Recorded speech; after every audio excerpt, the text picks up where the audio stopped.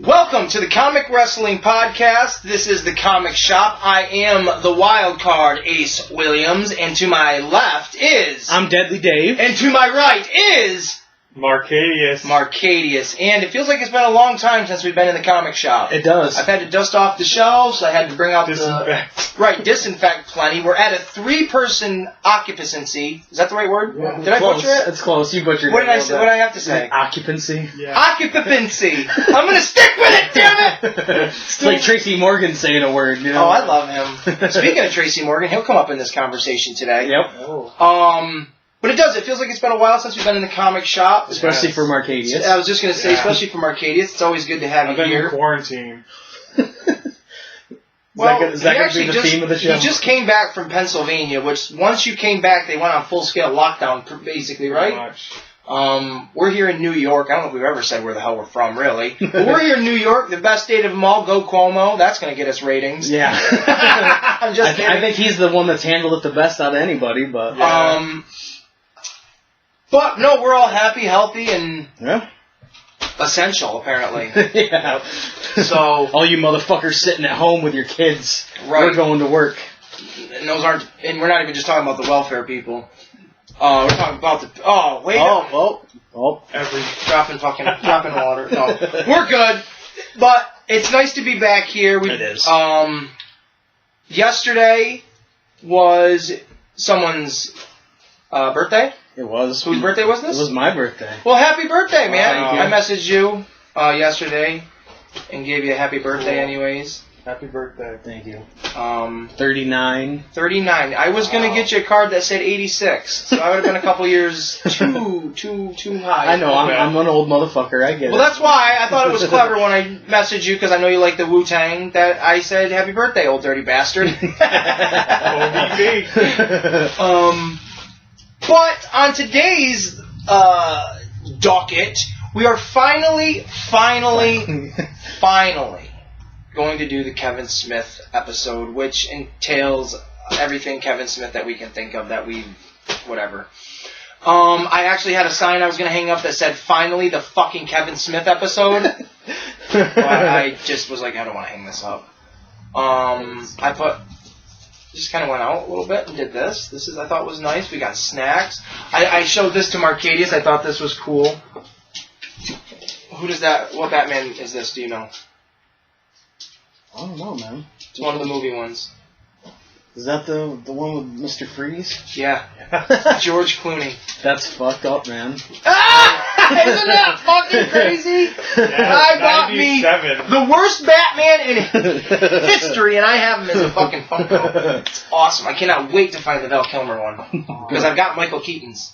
Val Kilmer. I loved Batman Forever. I did too. I really enjoyed that movie for everything that it is and everything that it isn't. I'm going to end up taking this jacket off because actually, I'm going to get honest, within the last year or so, I put on about 30 pounds. You're a fat bitch. You are. Wow. It's all the goddamn Popeyes. That doesn't help. I'm pushing 203 pounds.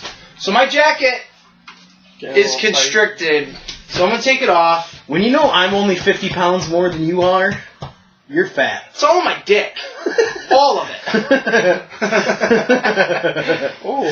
Sorry if there's any offensively... If you're not offended by anything we've done up till this I'm wearing point, my Captain Marvel shirt. I love this shirt. What is that? It's one of my favorites. I did not like the movie. The movie was... I like the movie right. enough, but I like this shirt a lot. I wouldn't go out of my way to watch it again. It's weird that we talked about Captain Marvel like twice so far, because we talked about Captain Marvel before he got here. Yeah. And then when I went outside to get my dog, Nirvana, what is the name of the song? Come As You Are? Or whatever. What the fuck is it? Is that the name of it? Yep. Was playing like 2 houses over, and they play that song in Captain Marvel when the Kree Supreme is dancing and shit. Oh, yeah. She's like, ooh, I like that song. So it's like weird that Captain Marvel's been coming up. So, any hooser. She's hot, too. Brie Larson? Yeah. She's sexy. I even liked her with the short hair in Endgame. Oh, yeah. I don't like chicks with short hair. I like blonde chicks with short hair. Yeah, any other hair color just doesn't look... Especially redheads. Like, redheads with short hair looks really fucking weird. It does look weird. It does. True. So yes, Kevin Smith episode, but as usual, we always kind of have something going along as we go along, and today's choice is going to be Lost in Space. I don't know any It's goddamn... a Kevin Smith film. This is what happens in the basement of the Clerks. Yeah. We know what happens on the roof. They play hockey. In the basement, it's Lost in Space. I don't know any details of this movie. The time it came I can't out. remember the last time I've seen this movie. I can't remember the first time. I I just thought it remember I've was a seen it. VHS release, I believe. But I found it at Dollar General, my local Dollar General, for $3.95. So I said, why the heck not? Yeah, on Blu-ray, why not? Right? So that is going to be the movie we have playing along with us today. And I will get that going. I'm going to turn it down because it's going to be loud as fuck. 10 is very loud on this TV. Anyway, so also here I have another Lego that I seem to always be unpackaging right now. And we're going to unpackage it. It is the Doctor Strange Peter Parker apartment complex. And who needs scissors? God gave me these. Comes with a book. That's always really nice. So what's up with you guys? How have you guys been? Let's just chat before we get into Kevin Smith stuff. Alright, nothing's really changed other than being essential and working at Walmart and... Now, what are Lots the of rules people- and regulations working at Walmart? Alright? Not really. You gotta stay stock the 6 shelves feet? and- Well, no, I mean, like... You're supposed to, but if I'm in an aisle with somebody, it's kind of hard to stay 6 feet away from them. Same with when people are shopping, like they're going in aisles together. And Do you tell them to get out of the aisle? Do they tell you to get out of the aisle? Do you guys have fights? Are there No. fights in Walmart? Nah, people are pretty fucking low key unless you're going for toilet paper, but you know, it's, What is... and you can only buy one roll of toilet paper at a time. Those are the things I want to know. Those are the things Yeah. I'm getting at. The juicy little details. Not even a box, just a one roll. Well, I mean, like one package. One pack? Yeah. Okay. And we're not getting like the huge variety that we used to. Yeah. Like we're only getting certain, you know, Oh, like Yeah, Starman because they are going to other states too. That we're, you know, they're not. Yeah. Well, I've heard that it's only going to be... You can buy... Because there was a state that did this where you could only go into Walmart and buy groceries. You cannot buy anything... Look at it! It's Morgan! It's roped off. I don't know if it's got to be roped off, but yeah, you can only go in there and buy essential items. Like, you cannot go in there to buy toys or clothing or movies. Keep watching. You're going to know what I'm talking about. Yeah. To me, I heard it's that. too late for that shit. Like, Yeah. if you were worried about it, That you was should have day just one. shut everything down. As soon as the numbers started going up, you should have just shut everything down for 2 weeks. Exactly, I agree. Or you could have done like China and just weld people into their houses. I feel like I'm missing something. Did they show him yet? The boss guy, the enemy? No, his friend, the other pilot. No. Yeehaw. Don't get cocky, kid. Oh, sorry, wrong one. Wrong movie. Wrong That's galaxy. a lot of Legos That- right there. Oh. Morgan. Oh, yeah. I feel like I'm missing my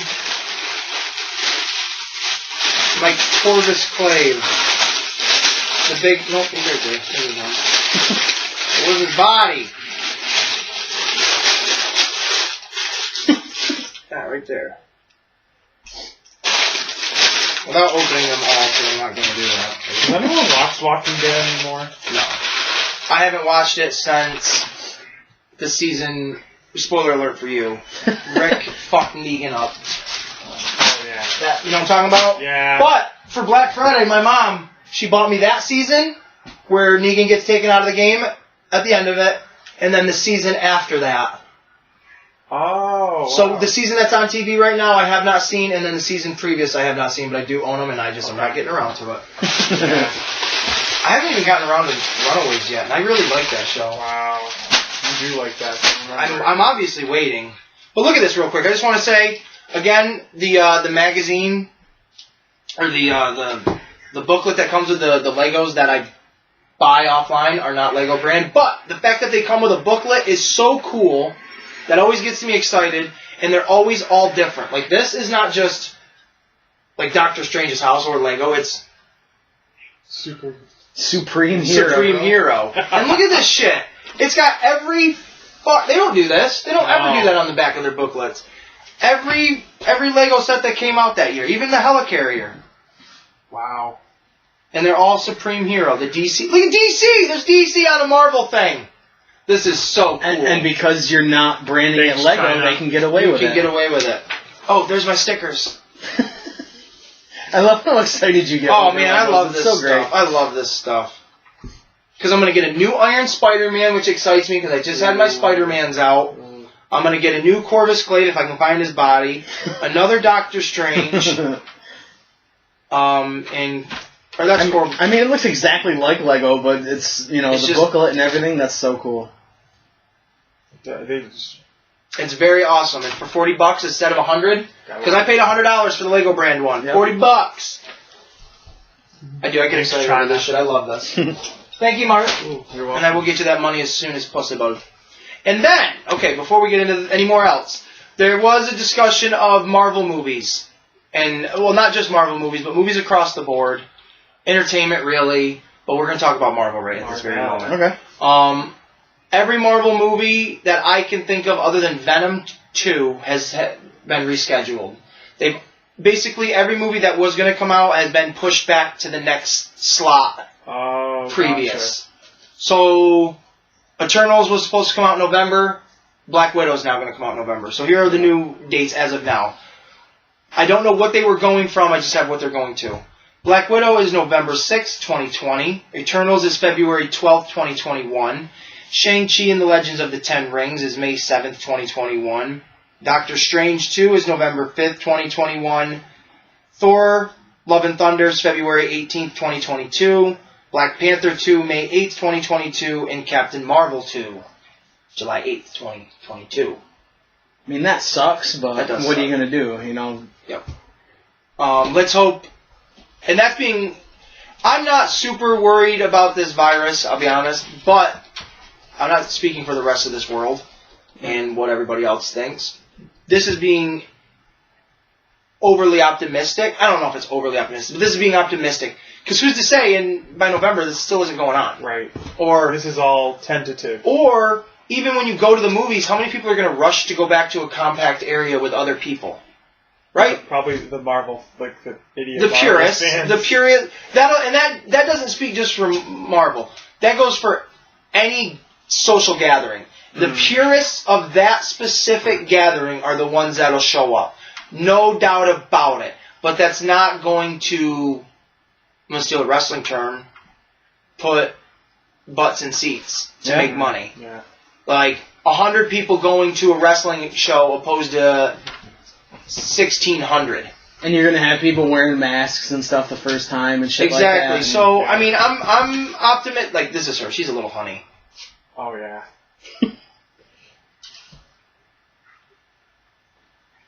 Was she in Mean Girls? Yeah. That's why I know her. Yep. But yeah, there's not too much movie news in that aspect. Other than stuff going to digital, straight to digital instead of being in a theater. Morbius got pushed back, which bums the fuck out of me. Some got delayed indefinitely. Some games, video games, or... Well, I think it's funny, because I've been playing Resident Evil 3. I just got that Friday. It just came out, the remastered version of it, which I love it. I went and gaga with Marcadius before the show about it. Yeah. And I just think it's funny, because you get, in those games, you come across files. Yep. Regardless of what it is they're even talking about. It could just be someone's personal diary, or it could be something that actually applies to the storyline. But there's some of them that I'm going to have to kind of paraphrase it, but they word it like, and the outbreak started, real small, and then it blew up, and now the hospitals are overwhelmed. And as I'm reading it, I'm like, Jesus, I'm living this right now. It's reality. Yep. And, good shit. Except there's no nemesis. There is. Oh. The Democrats! Oh, Jesus.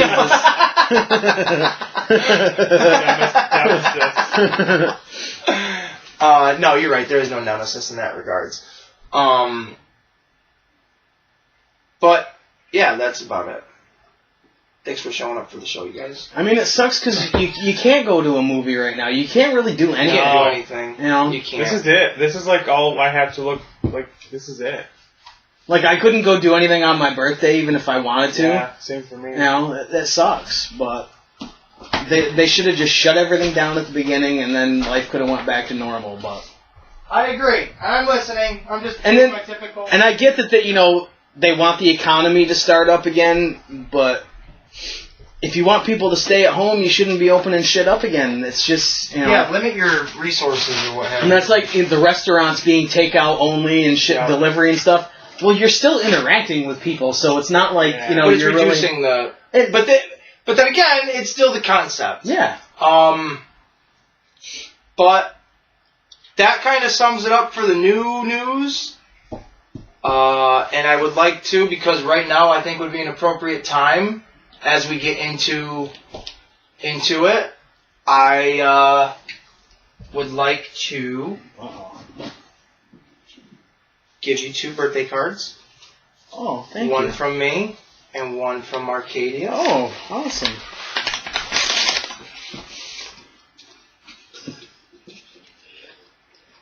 I like money. Money's good, thank you. And a little birthday cake for you. Do you have a lighter? I do, that's what I said. Okay, cool. That's really funny, thank you.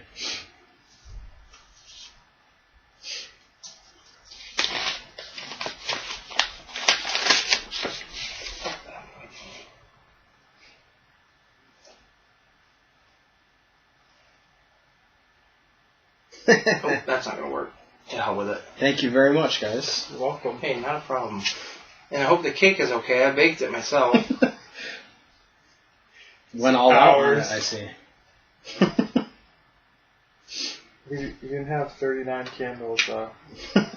No, they'd probably set the cake on fire if he did.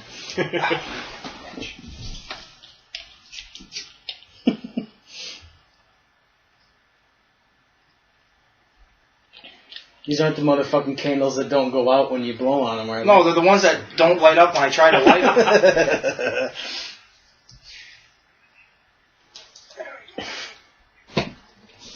Take that, too. That's your shit.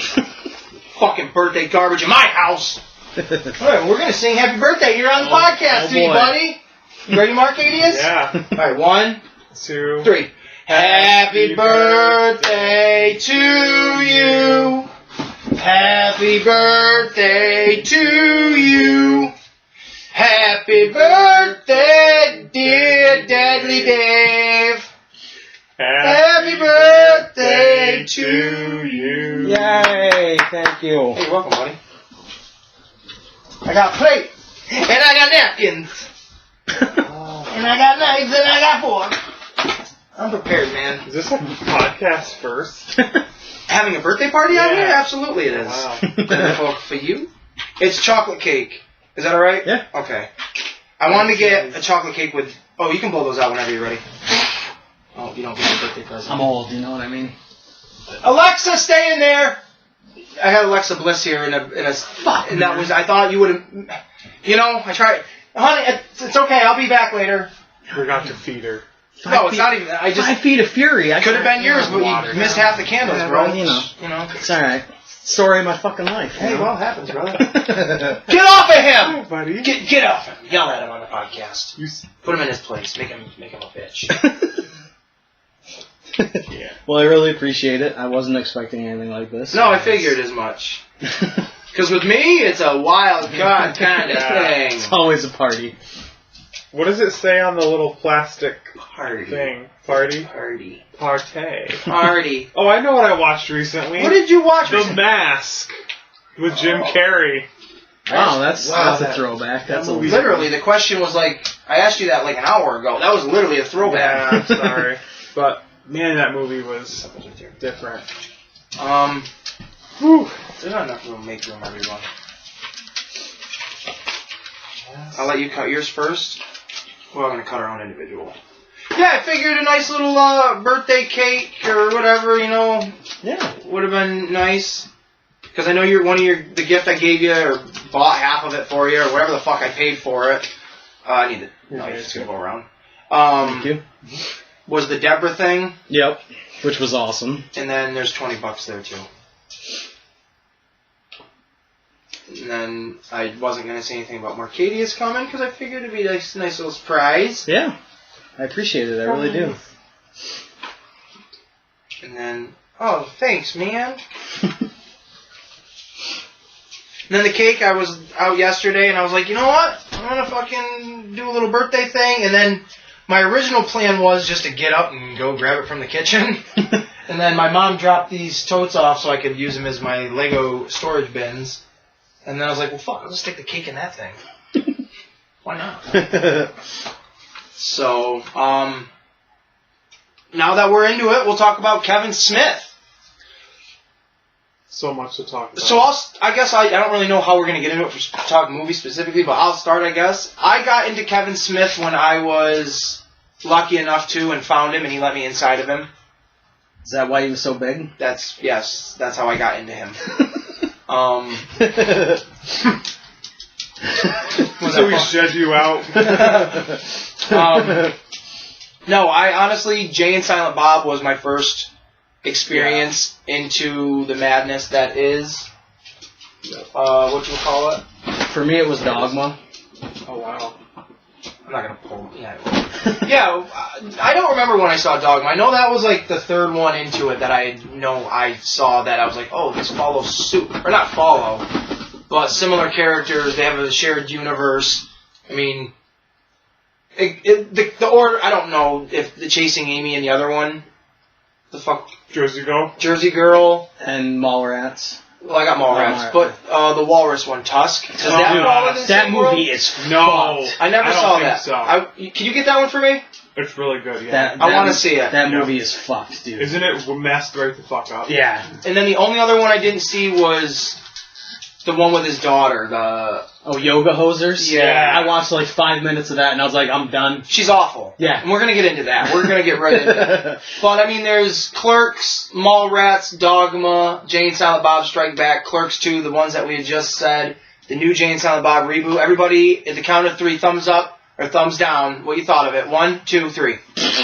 Wow, unanimous, folks. This one is going to be fun to review when we get to it. And then Cop Out. I'm going to throw Cop Out in there because that's a good goddamn movie. Yeah. So, just Jay and Silent Bob, stoner farting dick jokes, if I may. Yeah. You said Dogma was like... Dogma was my first one. What was your first one, Marcadius? I believe my first one was Jay and Silent Bob Strikes Back, but I watched it at my cousin's, and then he's like, oh yeah, and there's all these other movies that he pretty much introduced me to it. And then I think it was Clerks 1 after, then I don't know if we went in order, but I saw a lot of them, and Jay and Silent Bob Strike Back is my favorite, I think. It's definitely my favorite one. Clerks 2 was right behind it, because Clerks 2 was just, I'm going to say it on here, Porch Monkey. Bringing it back. That is so fucking funny. That is hysterically funny to me. And you can get away with it too, which is great. You know what I mean? Like, and there shouldn't even be a thing. Like, that shouldn't even be a statement. You can get away with it. It's like, no, you should just be able to say it. It's like George Carlin said, you can make a joke about anything. It's how you construct the joke. Exactly. You know. Clerks 2 was my favorite. Very, very funny. Mallrats, I really enjoyed Mallrats because obviously I'm a huge comic book nerd, and that movie speaks to the nerd. And looking back at that movie, it's just cool to see, Jason Lee's in all of them. But the comic book characters and ripping off Batman and shit like that, where it all came from. Michael Rooker being in it, who eventually becomes Yondu, which I cried during a Yondu. It's just weird shit that I just never would have thought, certain characters or people would have ever resonated in a fucking Kevin Smith movie. Right. It's fun to go back and watch those two and see how he's evolved. Mm-hmm. You know what I mean? With the way his characters develop and stuff like that. Yeah. And how Jay and Silent Bob have, changed over time. And yes. Well, that kind of when Jason Mewes kind of got more and more into the drugs, you could see how, how that... You know what? And I'm surprised I didn't grab Zack and Miri Make a Porno. I really like that. I actually watched it Yesterday, it was Friday. I watched it. Wow. Did you watch that in preparation, or not literally preparation, but because you knew we were doing Kevin Smith? Well, yeah, and you said it was good too, so I wanted. I thought it was funny. Yeah, I thought it was really funny. Makes sense now. Well, that's why Brandon St. Randy's character, Justin Long, was in James Silent Bob Reboot. That could be a whole movie, in my opinion. That was one of the funniest parts of the whole thing. His character is Jesus Christ. Yeah. Like, I fucking love that character so much. And that's completely different from anything he's ever done. So different. A lot of the stuff I didn't get in the reboot. Like, the lawyer stuff, I missed things. He wasn't a lawyer. Like, that was the thing that was weird. He wasn't a lawyer in Zack and Miri Make a Porno. He was a porn star. Yep. But I think Kevin Smith just liked the character so much that he brought it back. But that's one of those things that made that movie shit. It's just there's no... Not that there needs to be logic to movies. Because there could be really unlogical things in a really great movie. Yep. But that was a really bad movie with illogical things. And then having his daughter in it made it even worse, so... Really bad. Really bad. So what do you think is his best one? Not your favorite, but what you think is his best one. That I've seen. Yeah.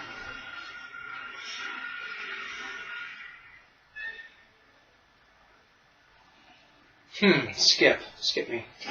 Or Marcadius. I don't know, because my favorite one is probably... Not your favorite! One. James Silent Bob? Yeah, that's probably the best one, in my opinion. Because it's such a... Bro, you don't forget things that, like, it was so memorable. Every scene is just great. It's true. And it's one of Will Ferrell's best performances, in my opinion.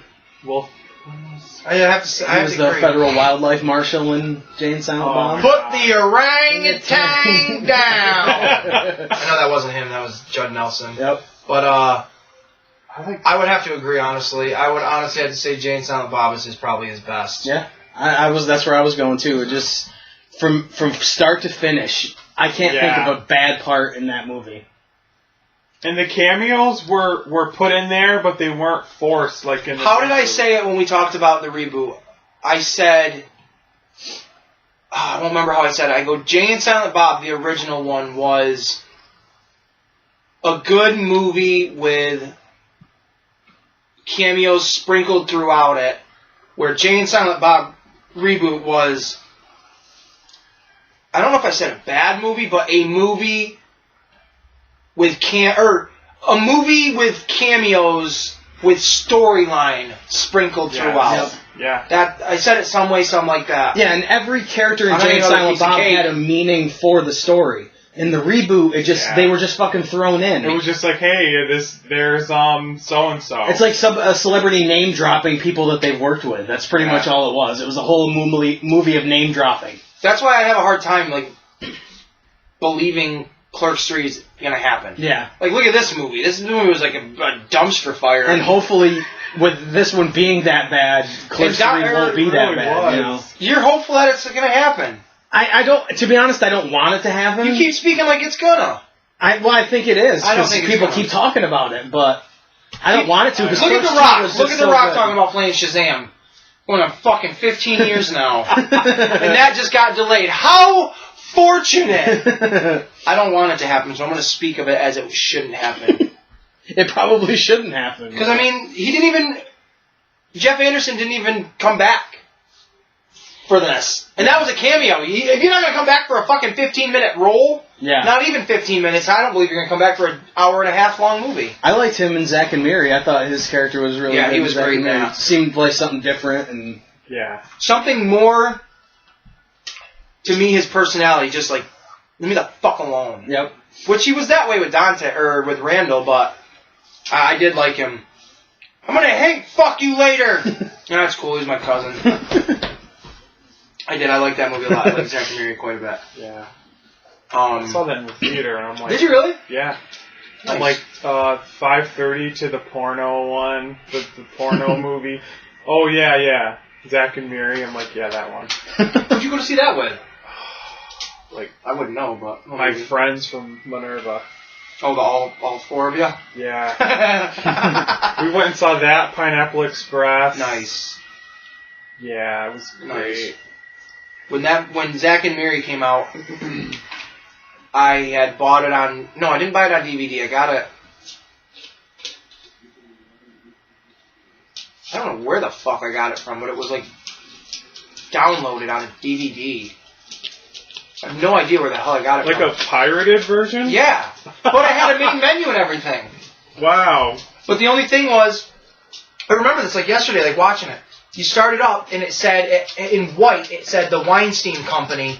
And this wasn't DVD quality. Like it was kind of like blurry, but you knew what it said. Yep. And kind of like the tint to that red, not the dark red, but the light red, how it's like a visor. Mm-hmm. It was like that, and you could see through it, and it was the image of the outside of their apartment covered in snow, and I don't know if it was them getting into the car or after they were in the car, but it was the car sitting there, and you had to, it just was that quick image, and then I went right into a main menu. It might have been a rough cut screener for like the studio Something, or yeah. something, you know. But the quality of the DVD was great. Yeah. It was perfect.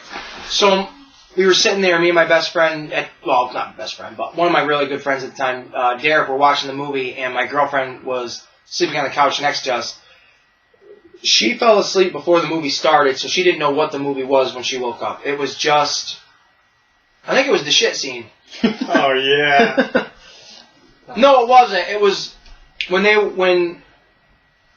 what do you call himself? Lester the Molester Cock'n'Stop or whatever is banging the porn star, and he's like dumping the coffee on her, and the hug it, chug it, football. That guy comes in. My girlfriend woke up, and she just saw those two fucking, and she went nuts. She's like, "What are you guys watching?" She pulled the DVD out and snapped it in half. She thought it was a porn.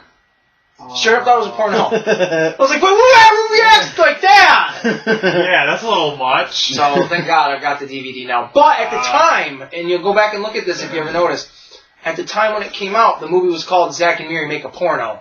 Now if you go out and buy it, it's just called Zack and Miri. Yeah. Oh, really? So my version was a rough cut or whatever, and makes a porno. So I had like the cool version, and then the bitch broke it. Which is funny because porno is so mainstream now that it's ridiculous to not even. I feel like if you put the word pornographic in the title, that would be like offensive. When Pornhub is giving like free stuff out to like Italy because you know they're quarantined. Hey, you gotta help them. How is porn not mainstream at this point? And why don't you mention it? Seriously. Damn. Yeah, porn's great. I'm not gonna lie. Rachel rocks. Oh my god. Good goddamn. God fucking damn, she is sexy. Dude, she's like Stephanie McMahon in porn. You ever seen her? Yeah. You know who Rachel Rocks is? Yeah. Oh, and you don't? No. Kimmy Granger. Maybe if I saw her. I like Kimmy Granger. You like Alexa Texas, don't you? Devin Lee. Devin Lee, yes, Lee. that's who you like. I knew that. I did know that. Yeah. I like Brianna Banks. She's alright, too. She's fucking sexy. Brianna Banks is still in the game.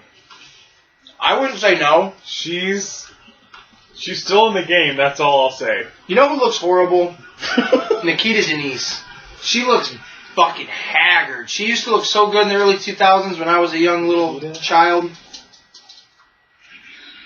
Wow. Whatever, man. Step up your game if you don't know what I'm talking about. I'm talking straight up porn over here, and you're like, what happened now?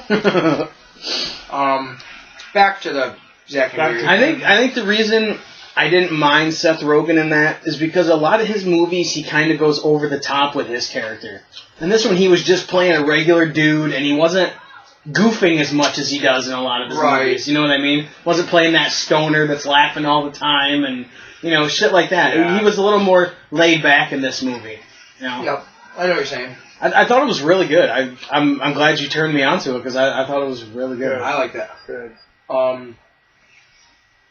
And to know that that's part of his universe is, you know, because it's not, I mean, it's got Jason Mewes in it and shit, but it's not his typical, He's not kind playing of movie. Jay either. Yeah. No, he's not. Which I thought was kind of cool. There's another, I think it's produced by Kevin Smith, but it was directed by Brian O'Halloran. Did I say his last name right? Yeah. The guy from Comic Book Man? No. No, he played Dante in Clerks and Clerks 2. Okay. Well, here's his little autograph right here. We met him a couple of years back. Actually, real quick, since we're speaking of Kevin Smith, we met Brian O'Halloran. We met Jason Mewes a couple of years ago. He signed that. Yep. Jason Mewes wrote "Fuck you, fatty" because I asked him to. Because he did, yes, that's true. We met at our very first Comic-Con, Ming and Bruce. You know Bruce, the hippie-looking guy with the dreads? He was there. Yep.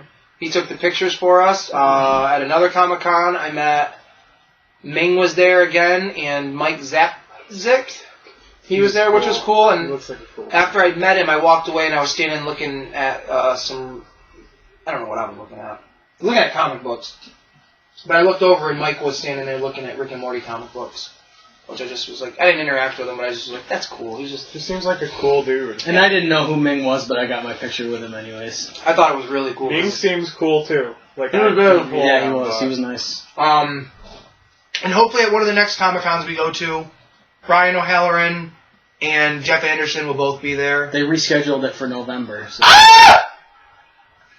What? Yeah, they rescheduled the con for November. Yeah. But they have said so far that all the stars have signed back on. So. And Hercules, Kevin Sorbo, that's why I'm going to see. I would like to meet him too.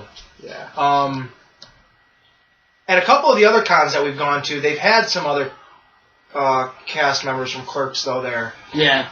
But I didn't know the first movie that well, so I wasn't... I did, but it's not, I'm not a diehard fan to where, this guy was that background character. Yeah. It's not like, and I'll use this as a perfect example, it's not like Star Wars, where when we met, you met the guy that played not Newt Gunray, but the other Viceroy dude. Yeah. And he played Mazamita. The blue one. Those are... I don't know the actor's name, but those are two iconic enough characters that are recognizable that I'm like, I want to meet the guy that played those characters. Yep. Yeah. Now, the people I'm referring to from the Kevin Smith movies was...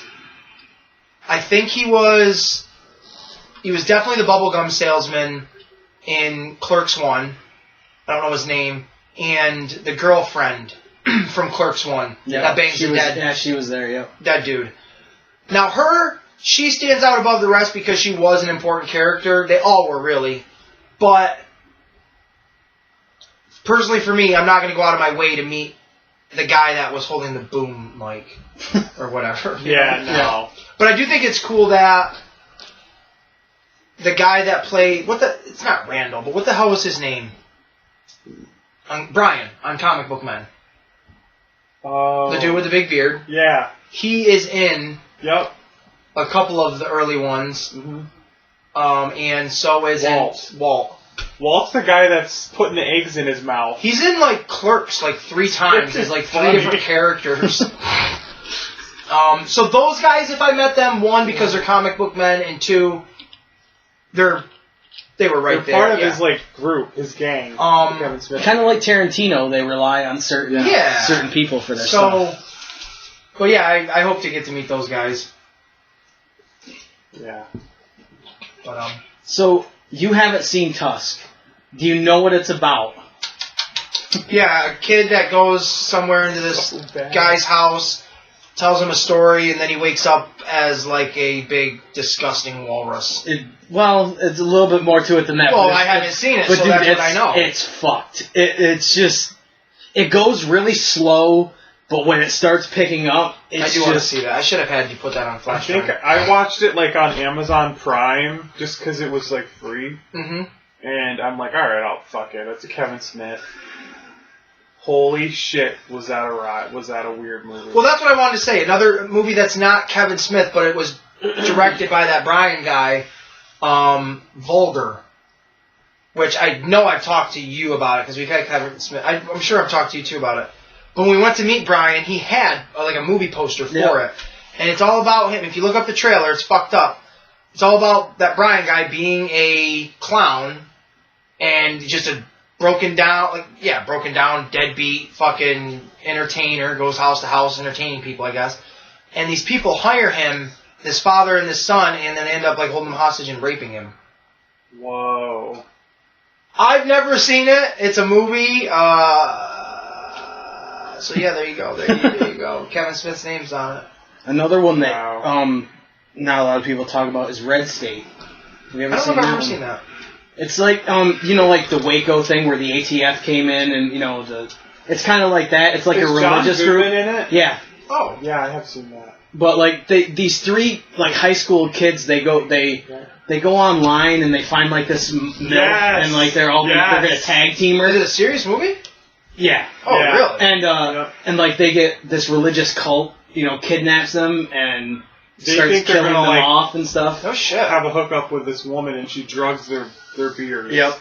Really? And they wake up in the church and like one of them's wrapped up in cellophane and really it's actually really good. Yeah. But I was like, this is not something even close. And then I saw John Goodman. I'm like, holy shit! If you can get Tusk for me on a flash drive, will you get that one too if you can? I liked it. I thought it went slow, and then I was like, this is fucking great. Like, no shit. Yeah.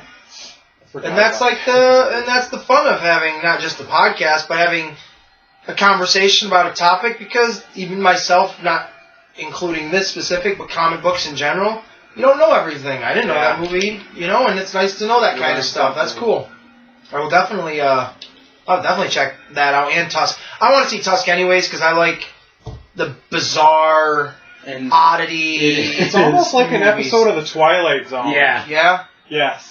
Speaking of that, Twilight Zone-esque, not Kevin Smith, but it just makes me think of that bizarre shit. There is, I think it's on Netflix. Oh, what the fuck is it? It's like a horror series, and Sam Raimi. 50 scares in the United States or something like that, and it's like an episodic show of all these different, I don't want to say fairy tales because that's not the word I'm looking for, but bizarre myths or, oh my god, what's the word I'm trying to think of? Like urban legends. That's the word I'm looking for. Like, because right in the trailer it starts off with like God Bless America, the song, or whatever the fuck it is, and it's showing different things across the states or across the country, and it says each state has its own urban legend. And it shows you, like, different creepy things. And I'm like, that looks like a pretty cool show, man. Yeah. But Twilight Zone kind of made me think of it, because, I don't know, it kind of made me think of that show. Are you looking that up? Yeah. 50 Scares? How do you spell Raimi? R-A-I-M-I? Yeah. Yep. Oh, real quick, movie news. Did you guys see the directors that Marvel Disney has brought on? Signed multi-picture deals with Michael Bay and Zack Snyder. Ooh. What? Just kidding on the Zack Snyder one. Oh. That was an April Fool's Day joke. Michael Bay, though. But Michael Bay, multiple picture deal. I don't know if that's good or bad. Right. What kind of movies? I'm trying to think if there's any version of the Transformers that exists in Disney. Well, I mean, with the 20th Century Fox, there's a lot of action, that they could redo in a new version. They might be bringing him in for a lot of that stuff. Yeah, yeah. Yep. Are you still looking it up? Yeah. Did you Google it? No, not Google it. I went to Netflix. I don't think it's out yet. Oh. Son. One of Kevin Smith's that I didn't really like was Chasing Amy. I never saw it. It's okay, but I don't really like Ben Affleck in it, and like him falling in love with a lesbian chick, and it's. You know what's funny though about that story? At one point in my life, now listen up. At one point in my life fell in love with a lesbian named Amy as well. Nothing. Oh my god. Did you get it? Oh, there's a trailer. Yeah. Oh. Can we watch it? Who invited Nick? I haven't heard about this. I'm sorry. Want to watch it? Yeah. Okay. If you want to angle it, so yeah. We're watching a trailer on our podcast.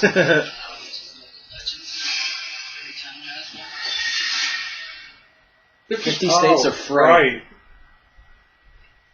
10 minutes or less, huh? Okay, that was like a really teaser. Okay. It was a longer one, but whatever. Cool. It looked cool. I like that shit. Cool. Have you ever seen any of Kevin Smith's like one-man shows where he just talks about his career and stuff? Yeah, actually. Evening Harder and. Do you remember they had a pod? It was called. It was him and Jason Mewes. I know he did Cinema Enema. Yeah, yep, and he does Smodcast. I know that. I have. Welcome to the podcast. But I remember him talking about how he did a draft of a script for Superman before Superman Returns came out. Wow. And John Peters was the producer for it. And when he sat down with John Peters wanted a giant spider to fight Superman in the third act. Wow. And Kevin Smith was like, I don't understand this. And then he went and saw Wild Wild West that John Peters produced. He's like, holy shit, there's a giant fucking spider. He was signed on to do Daredevil with Ben Affleck at one point. Like, he was signed on to do something to do with it, anywho's. Which I was going to look for, and I don't... Oh, there it is. Story of my flippin' frackin' life. This. Oh, yeah. Way back when. That's really cool. Stan Lee and Kevin Smith Save the World. It is an evening with Kevin Smith where he is up on stage at like a college doing like a seminar. Yep. And then an evening with Kevin Smith 2, Evening Harder. It's the same thing, it's just different, and Jason Mewes is involved in that one. And then Stan Lee's... Half hole. Yeah. I don't like the way Kevin Smith talks to Jason Mewes.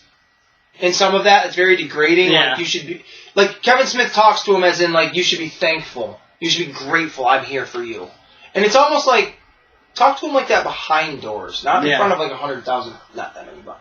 Wow. And then the Stan Lee's Mutants, Monsters, and Marvels is... Kevin Smith sitting down with Stan Lee talking about Marvel. So this is a great DVD if you like anything that this has to do with Marvel Comics, comic books in general, Kevin Smith, Stan Lee.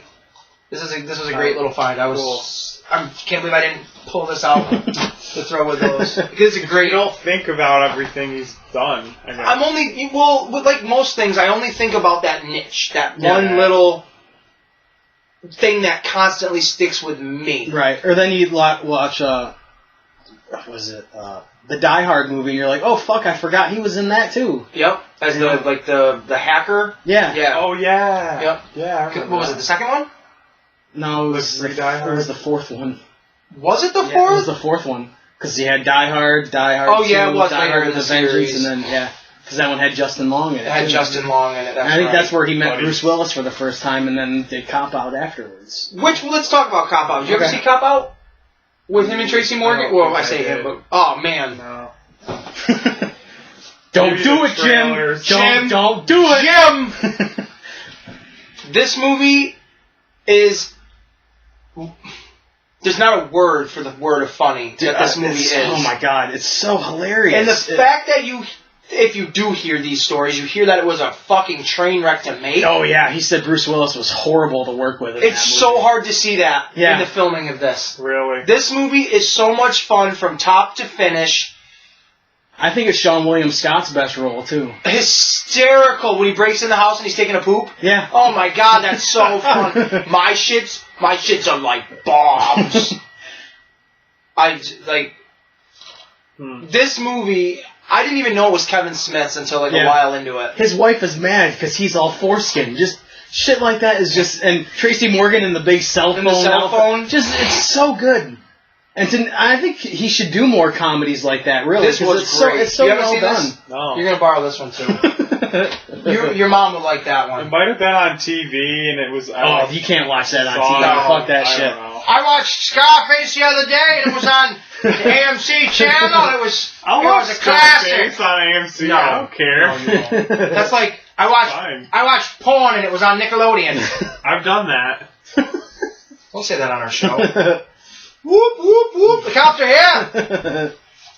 Yeah. But that's Gotta be such a nowadays. perfect comedy. That movie is so funny. I cannot believe you've never seen that. No. Honestly, I'm I don't want to be one of those guys who's like, bro, you've never seen that movie. to be honest, the pair, they're funny guys, but that's like I don't know. Oh. I wouldn't even. It's such a good buddy cop. I would. It really is. It is because they're But so. I've seen the other guys. It's like, is it like that? It's a little I think more that's better serious. than the other guys. It's a little more serious Wow. than the other guys. I think that's way better than the other guys. The other guys is a parody, really. This one actually, has kind of a real world. It's not like over the top, jokey. No, it's not. it's Cool. It's like sarcastic banter, really. Most of the stuff. Right. But There's it's no really- ridiculousness like in the other guys of let's jump off the rooftop. Yeah. All I gotta say is 10-year-old carjacker. That It's all funny, man. Like think of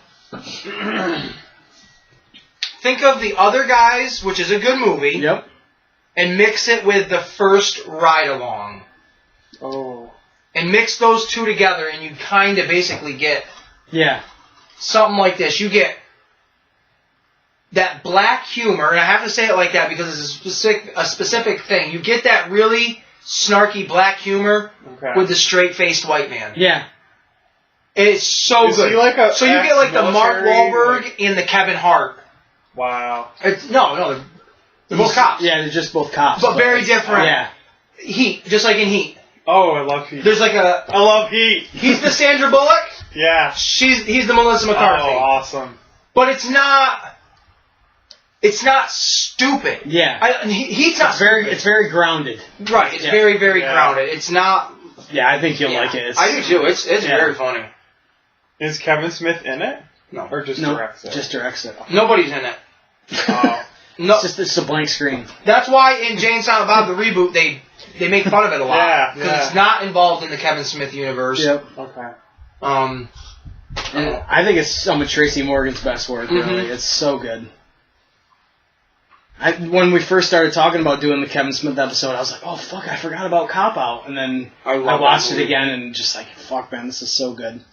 What is the one Kevin Smith, whatever it is you want to call it, that you quote the most? Not what the quote is, but what do you take the quote from the most? Clerks 2. What would be the quote? Is there a specific quote or just quotes in general? Shut the fuck up, GoBot. Okay. I dig it. It's one of my favorite lines of the whole thing. Those robots, speaking of like a robot thing, those are cool. Mark? I don't know. You don't have an answer? I would definitely say for me, it's Zack and Miri make a porno. I say probably every single day at work, huck it, chuck it, football. Every single day. I will pick something up, Football. I'll just like this. Huck it, chuck it, football! And then I'll fucking just throw it garbage across the way, hoping it lands somewhere, or foam, every single day. And that's not because I go out of my way to think I want to quote that movie to spark a conversation or it's funny. It's that scene was the funniest scene to me in almost any movie I've ever seen that is embedded in my head. That they're shooting a porno. This fucking drunk Steelers fan comes walking in. He looks at the stripper. Ow! You and your little dog. Like, oh, you want to fuck the dog. That's his intentions when he says that. Like, that's hysterical to me. And then they're banging, and he's just, can I get a coffee? And then they give a coffee. Hug it! Chug it! Football! And, like, that's just the funniest shit to me. And it's every day I say it, so. And that's not just because we're doing a Kevin Smith show. I literally say that almost every day. I actually said, shut the fuck up, GoBot, to a coworker, because he was annoying me so much. I was like, shut the fuck up, GoBot. He had no idea what I was saying, but it was just to get it out and, one ring to rule them all. I don't know. I know me and my cousin would always be like making fuck Berserker. Yeah? Say that like back and forth. I like it. But I don't know. His movies are so quotable. They really Jane are. Silent Bob is Yeah. very quotable. Like, for the longest time, it was, take that, you dirty sheep fucker. Yep. Like, I would yell that all the time when I was a kid. They couldn't have got him to come back for the reboot. I think the smart ones didn't. Yeah, Jersey Local 404. Yep, Tracy Morgan wasn't in it. He was in Jane Silent Bob, and he was in Cop Out. Yeah. Like I said, Jeff Anderson didn't do it. Will Ferrell didn't do it. I mean, how could you look at that script and want to do it?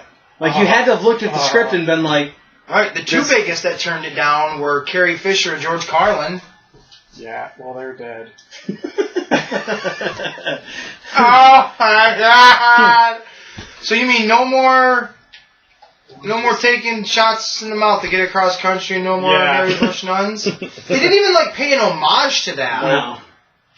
This movie was just to be done because Kevin Smith doesn't know what else to do, and I think after having his heart attack, it scared him, and he wants to I got to do shit or I'm gonna die. Yeah.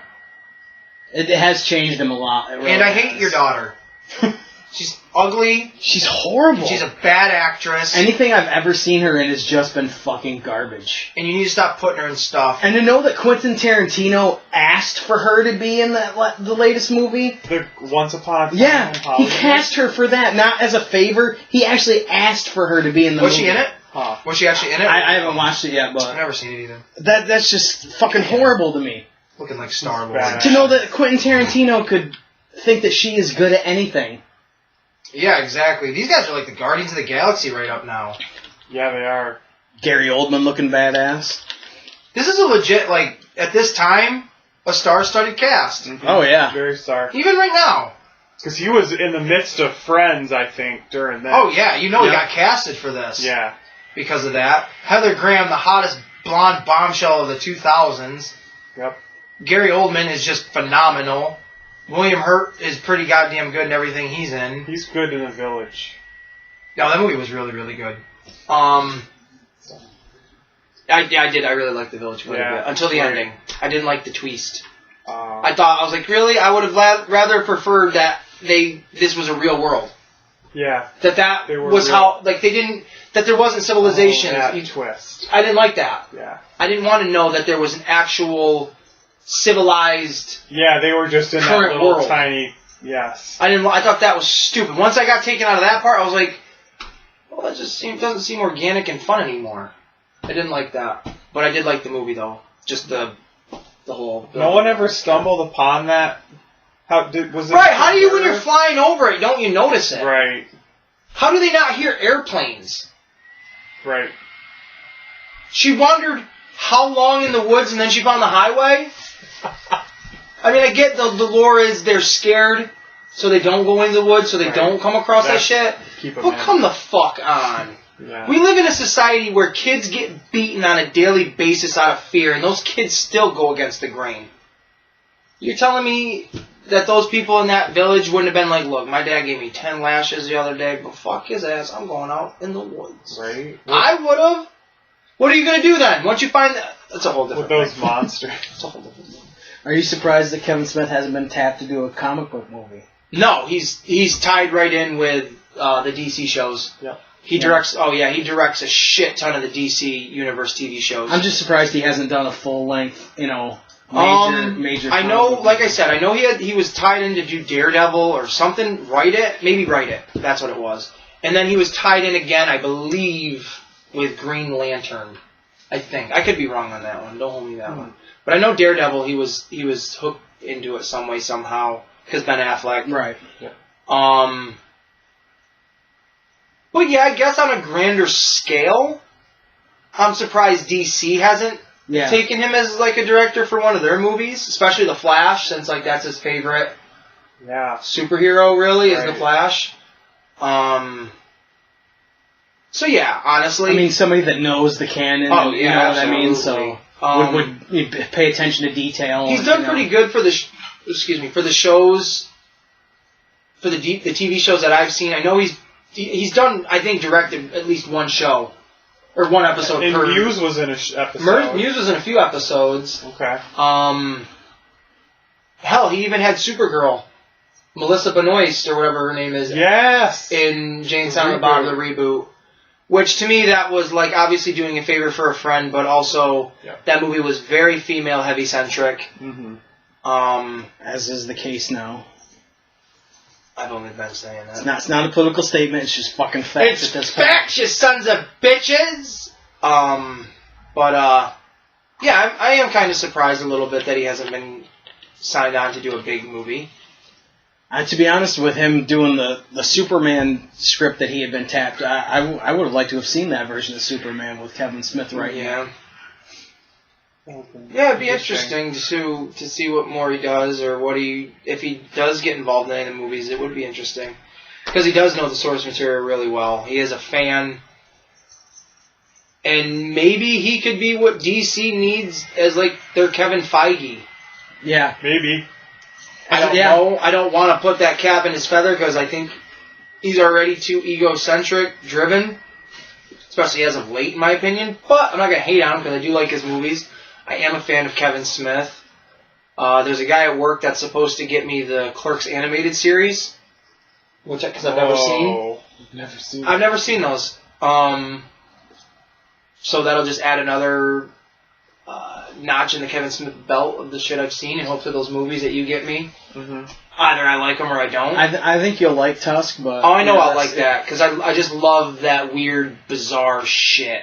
I really do. Like, did you see The Lighthouse yet? No. No? Oh, man, you really got to see that. I think everybody should see it. I recommend it to you, but I know... That's the one with Willem Dafoe, right? Yeah. I know personally that's a movie you would get, I don't know if bored, but you would be over it very quickly because it just does not speak to you specifically. I'll check it out anyways. I loved it. I thought it was great. Plus, that's the movie I needed to see to get me to get behind Robert Pattinson. Robert Pattinson, Batman, delayed indefinitely. Oh yeah, all of these movies are delayed indefinitely. The only one, like I said, that I pay attention to that hasn't been delayed yet is Venom 2. Still looking like it's going to have an October release, and the rumors are that within the next week or so, a trailer should be hitting. Whoa. That'll be amazing. That'd be really cool. I think it will. Since there are rumors, I think it will come out just because with all the delays of everything, this will be something you can give to the people, like the fans, that could be like, oh, cool, this gives me hope. And if that's one of the only superhero movies that comes out after all this is over, people are going to flock to that fucking movie, so it's going to make serious bang. Not that it wouldn't anyway. Right, because it's going to be, because October is when Venom will come out, and then Black Widow will come out in November. Yeah. But yeah, either way, this will be like the first superhero movie that people want to, it's Venom too. Yep. But this makes me raise question of, my theories for Morbius are potentially wrong now. Of Spider-Man showing up in an end credit of Morbius to tip off that, hey, I'll be in Venom 2. Right. Because now, obviously, this will come out before that. Yep. But also, oh my Christ, what shows are they? The Disney Plus shows. Are they going to get delayed now? I know they're whatever ones are done filming and shit or whatever.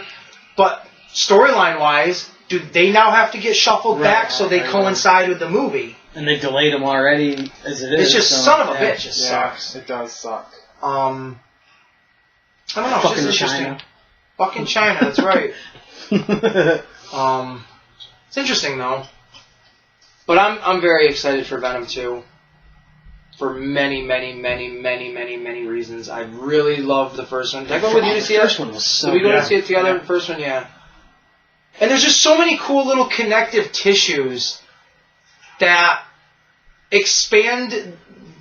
I just want to go on a tangent now. That expand the Marvel universe, the cinematic Disney universe, and the Sony universe, that you don't have to really acknowledge. Venom 2 doesn't have to say the name Captain America for me to know that these are connected. Yeah. There's such little, nuanced subtleties. Like, in the first Venom, you have a spaceship that crashes and brings the symbiote to Eddie Brock, right? It's cool. Me watching that movie, when they show that spaceship, my first thought is, oh, cool. Are they going to show any astronauts? If they show any astronauts, are they going to be significant? If they are significant, is one of them going to be John Jameson? They show a dead body laying on the ground of one of the astronauts, and his name tag is J. Jameson. That's fucking awesome. That's John Jameson. Now, you can have him in the Sony movies because it's not in the MCU. It doesn't affect that. But now the MCU/Sony has introduced J. Jonah Jameson. Are they father and son? In that shared universe, and that's something they can carry over in the Sony movies. Right. That doesn't have to have anything to do with the Marvel Cinematic Universe, but it still lets me know that it's all there. It Yeah. all connects. I love it so much. I think it's so cool. It's bummed me out that I'm not getting Morbius sooner than I wanted, because that was like my most anticipated movie, without a fucking doubt. But it's reassurance that all these movies that are getting delayed are now going to probably have a little bit more effort put into them. Yeah. So having it delayed isn't is not a bad thing. No. No, it's not. Look at Sonic. That movie was so good. That just came We out never did a digital. review of that, did we? No, we didn't. We were waiting for him. Let's That's right. This is still the Kevin Smith episode. But we're off the rails But once off again. the rails, right? That was something we wanted to do way back. Was we all, not together, Mark Adius and myself went out and saw Sonic. I went with a friend from work. And saw Sonic. So let's do a review, if we can remember for the most part. Yeah. Sonic the Hedgehog, the movie. We'll go round. Oh my god, I remember having a toy of him with that helmet. Is that like his Intimidator? That Star-Lord helmet. Ah. The man in the iron helmet. I don't remember anything about this movie. I remember having the toys. But anywho's, what were your thoughts on Sonic the Hedgehog? Sonic the Hedgehog was I really enjoyed it. I will most likely be buying it if it ever releases on hard copy. Yep. I'll buy it. I wanted I didn't know what to expect. Being a fan of like the games. He is a big fan. I grew up a Sega kid, so you're very the cartoon like from the 90s. Yep. So I'm like, okay, I want Tails, I want Amy, I want Cat, I want is he gonna go supersonic like when he turns yellow? Mm-hmm. And I didn't get a lot of that, but I got, there's a few good end credit scenes, which we'll spoil it. We'll spoil it. If you haven't seen it by now, yeah. Okay. Spoiler alert, of course, right? Like Dave just said, if you haven't seen Sonic by now, one, you're missing out. Go see it. We all recommend it extremely. And here's spoiler alerts. Go ahead and, because certain things you wanted, and tell them credits. So Tails coming out of like that portal ring. Mm-hmm. He looked great. Yeah. I'm glad Tails is going to be in. I'm more excited for the second movie now. And that's what a movie should do. Jeez, I'm crow. Like a movie you weren't anticipating, really. Not me, anyway. No. I was not gung-ho about it. I didn't want to even see it in theaters. I did. And, going to see it, I'm just, remember, I'm like, I want to see the sequel to that fucking movie now. And the music was good. Like, the end credit music was pretty jamming. Yeah. That was great. What do you give it? 1 being the lowest, 10 being the highest. I give it like a 9 out of 10. Very nice. Anything else you want to say about it? No, but if I think of something, I'll say it. Fair enough. I really enjoyed the shit out of it. I really, really enjoyed that movie. I found myself laughing at it quite a bit. I know you and I are going to disagree with this. Yep. I know where it's going. I thought Jim Carrey was the funniest he's ever been. Oh my god. Since the late 90s. Yep. And that lumps all his classics together. Not just a specific, Ace Ventura. Whatever you thought was the best in the 90s, that's what I'm comparing this to, personally, for me. I thought this was the coup de grace of his performances in a long time. Yep. It didn't feel phoned in. It felt like this was the Jim Carrey I grew up idolizing, that I wanted to be. I just couldn't. Like, did he have a script, or did he just say, okay, Jim Carrey, just do it? Yeah. I thought this was the best. On top of that, the movie was not just a generic movie that had funny shit. This was a great story. And I hate I don't care if it's based off a comic or a movie or a game or whatever, anytime they do a CGI character coming to the real world, I get tired of that. Mm-hmm. It gets boring. This was a lot of fun. This was a lot of fun. Mm-hmm. It just, because the humans were over the top like the cartoon characters, so it matched. It didn't feel like this is trying or that's not.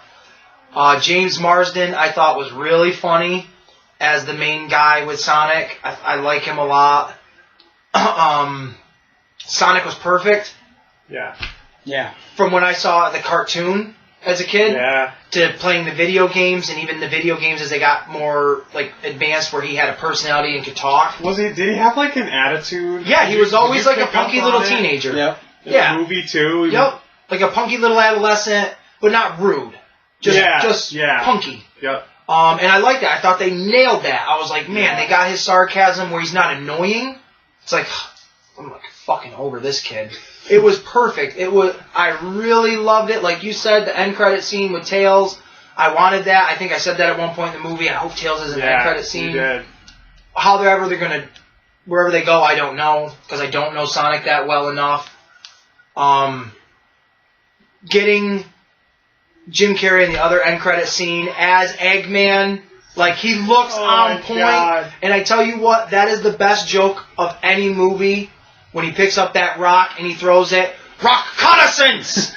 That's fucking hysterical, man. Like, I love it. The beginning of the movie where you're in Sonic's world. Oh, yeah. The gorgeous. Basically. So good. Yeah. Gorgeous. Yeah. Or Emerald Hill. I liked how there were little animals sprinkled throughout the movie, because that was like the one thing I kept saying to you was like, do you think there's going to be crates of animals he frees? Mm-hmm.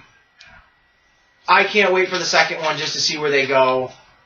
I personally give the movie, I'm going to give it a 9.5. I'm going to give it a 9.5 out of 10. I really, really loved this movie. I'm going to have to give it a 9.5 as well. I was a Sega kid. I started with Nintendo, but as soon as Sega came out and I saw Sonic, that was my shit, and it always will be. Mm-hmm. The CGI was amazing. He looked exactly like he should. Yeah. I love the story. You don't understand how I think that Jim Carrey did way too over the top in this one. I don't. I thought he was funny, but I just thought he I can see where you see that, but I'm so ignorant that I love it. It just seemed like he was trying too hard at points to me, but okay. I felt like he was honing in the mask character. But he was funny. His parts were hilarious. It just seemed a little too over the top at points. But to see Tails at the end, it makes me think, is Knuckles going to be involved? Stuff like that. Just the possibilities are fucking endless. Like her in Chaos Emerald. Yeah, it's like. When they pull out that, I can't wait to pause it when they pulls out that map. Oh yeah, so you can see all the there's like a symbol for the Sega Saturn. Really? And there's there's like different things on this map that he has. I can't wait to. That's cool. And if Jim Carrey comes back, to do that character again, just what he can do with it. It was so. I was going in expecting. I don't even know what I was expecting, but it exceeded every. Do you want to see a fat Jim Carrey for the next one? I'd love to see him in a fat suit. That would be funny as hell. No. Give me that in the third one.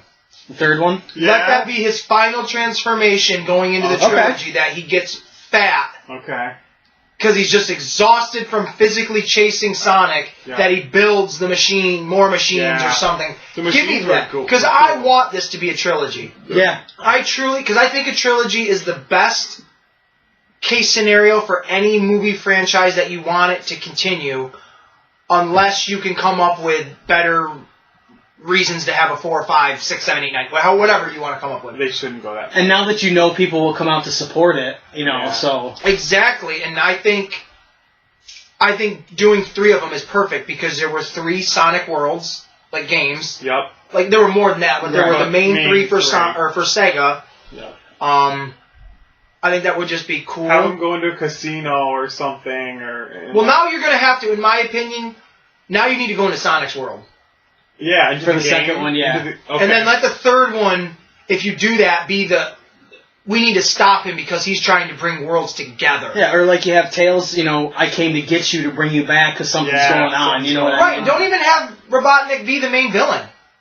Yeah. Have it be Shadow or somebody in the Sonic world, and Eggman is just there as no, you didn't beat me, you little shit. Or even if he's in that world that he's in now, and he does little stuff just for him to goof off and shit. I kept expecting them when they said the Mushroom Planet to be I the know, Mushroom right? Kingdom for Mario. Yeah. I kept waiting. Mushroom I'm like, maybe. I don't know. Because I don't know. I didn't know if there was a Mushroom World in Sonic, so I'm like, is that the kingdom? Oh my don't god, know. Mario! I think you'll see a makes lot sense. of old school video game characters being Well, made into movies Illumination is doing the Mario Yep. movie, Yeah. so that's probably not even going to be anywhere like this. That's probably going to be like what they did with the Grinch, Yeah. all animated. Yep. Which I don't mind, but honestly, I love the original Mario movie with live actors. Oh, I love that stuff. I want to see that again, but better. Like I want, like. And why wouldn't you just want to play the game? Like going to watch a 2-hour-long Mario movie. Right. You know what the characters. It's like, why wouldn't you just want to play that on your TV? Right. It's different if it's not like what I can experience in another way. Right. Like the Pokemon movie, right? Detective Pikachu? Yeah. I can go play Detective Pikachu the video game, of course. Yep. But it's not gonna be like that movie. No. It's not gonna be like that movie at all. Yep. The Mario movie the original is not anything like any of the games. No, not even close. It's got the same concept of two guys that look this iconic way, that yes, they're going to another world, yes, they're jumping on this, and yes, they're doing that, but they're so different. If you did, right, like you're saying, if you made an animated Mario movie, how much different is that going to look other than just it being like a 2-hour cutscene? Or I could watch the old cartoon series, that Yep. Captain Lou was in and all that. Yep. You know? I have like the first 4 volumes of that, Yeah. I think. I wish, oh my god, I want them to put the old Donkey Kong Country show on DVD. The one from the night with the bad CG. Yeah. Oh wow. Like the PlayStation 1 graphics. Yeah. Like CG, yeah. Oh my god, I loved Holy. that. I loved that show. I did too. They were all on it. It was great. All the Kongs. All the Kongs. I don't think That's Candy going was back. in it. I don't think Candy No, was in I it. don't think she was either. Trick, Dixie, Kitty, or Diddy. They were all there. It was like Beast War. Oh, Beast Yeah. Wars, man. That gets my fucking dick hard. Beast Wars. Beast Oh. Wars and Donkey Kong. Yeah. Ugh. Which Optimus Prime was the fucking... Optimus Primal. Yeah, Optimus Prime, Oh man. my god. Cheetor. Those were awesome. Beast Wars was Yeah, the best. Beast Beast Wars is better than Transformers. It was the shit. You know what Beast Wars is better? Than the original 84 Transformers movie? Was it 84? 85? 85? Something? It's better than that. Yeah, I love Beast Wars. I thought that was going to hurt you more because I know you like that movie. It's a good movie. I tried to dig deep on that one, but it didn't work. Whatever. Yep, Sonic 2. 2023. Nope, coronavirus is going to carry on into then. So 2077. Oh god. Jim Carrey will come out with a walker and... Yeah, I'll watch it. I don't know. I did. I like Sonic. What do you give it out of 1? Or you already said 9.5. Yeah. It was so well done. It was very fun. And to know that they went back and changed the CGI because the fans wanted them to, and it made it so much better. It was a lot of fun. It really was. You got anything else over there on your paper that you got written down? No, just pretty much all the movie. I haven't seen Jersey Girl. I've never seen it. I don't have any interest in seeing it. I've seen it. I don't care about seeing Ben Affleck and J-Lo and... I would like to give a negative shout out to one of our sponsors of our last episode, Pringles. Oh my god, those Oh. are fucking... Ugh. We both tried Pickle Rick flavored Pringles. Yum. No, No, it it was awful. It was like somebody shit in my mouth. Yep. Held them down forcibly and I felt like Jeff Anderson and Zack and Mary. defecated. Why? Yep. So fuck you, Pringles, and your bullshit Pickle Rick flavors. It was just an excuse to sell the fucking cans. Yeah, it was. Now I have an empty Pickle Rick can. So Pringles. You can take a dump in a Pringles can. that's probably what we ate. Someone probably took a dump in a goddamn can and we ate a piece of shit out of it. Because that's what those chips tasted like, a fucking piece of shit. They were And awful. then throw it like a bomb. They were gross. I was thinking of one thing about Kevin Smith, Clerks 2, where he's slicing the eggs off of like kind of like a loaf, like, Mhm. you know. Oh, I have had people actually ask me if we did that at McDonald's. I'm like, no, we actually cracked eggs into a little round form on the grill. They're like, oh, I thought you actually just cut the eggs like they did in that movie. I'm That's like, messed up. Yeah, I'm like, no, that movie's really good. Just made me think of that. I feel like I had questions about some of the Kevin Smith movies. Now I can't remember them. I loved the whole Lord of the Rings versus Star Wars, rant. That Let's do that right now. Let's do our own rant of that. What do you consider to be the... I will call it a trilogy, even though there's fucking 10 Star Wars movies or what have you. And I will still consider it a trilogy, even though there are 6 Lord of the Rings movies.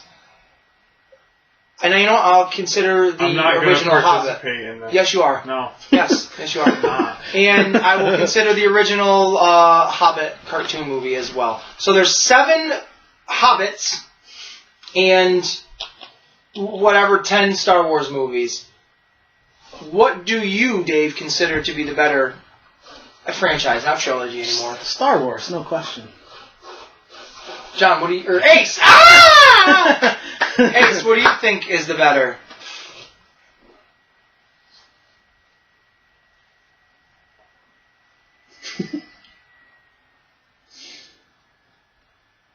It's hard.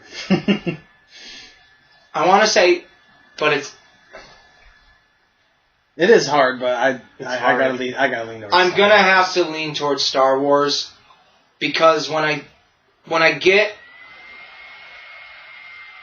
If I let myself get emotional about it and really let it touch like that tender spot in my heart, and it's not even because there's so many Star Wars movies, it's because what they meant to me at my life. At my life in that moment. And I'm gonna have to say Star Wars. I really, really am. And I don't know... And I know that's not what they're going off of in the debate in the movie. It's which one was better, like logic-wise. You could have had Eagles. Just here's the first movie. Oh, I hate that. Here's the second movie.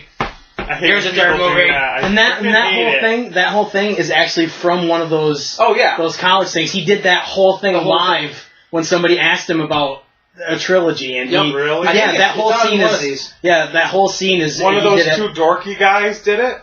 No, Kevin Smith did it. Kevin Smith. One of the college kids asked him about, I think it was about Lord of the Rings, and he just went on that whole rant live, and then he put it into the movie later for Randall to do. Oh my god. Yeah. But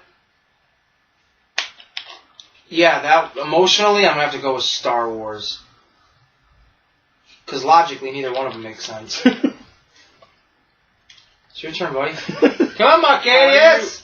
How do you take 2 things that you love so dearly and pick one of them? Okay, so find how your do you favorite pick child. a favorite you have to Sophia's choice it right now. Fucking bullshit.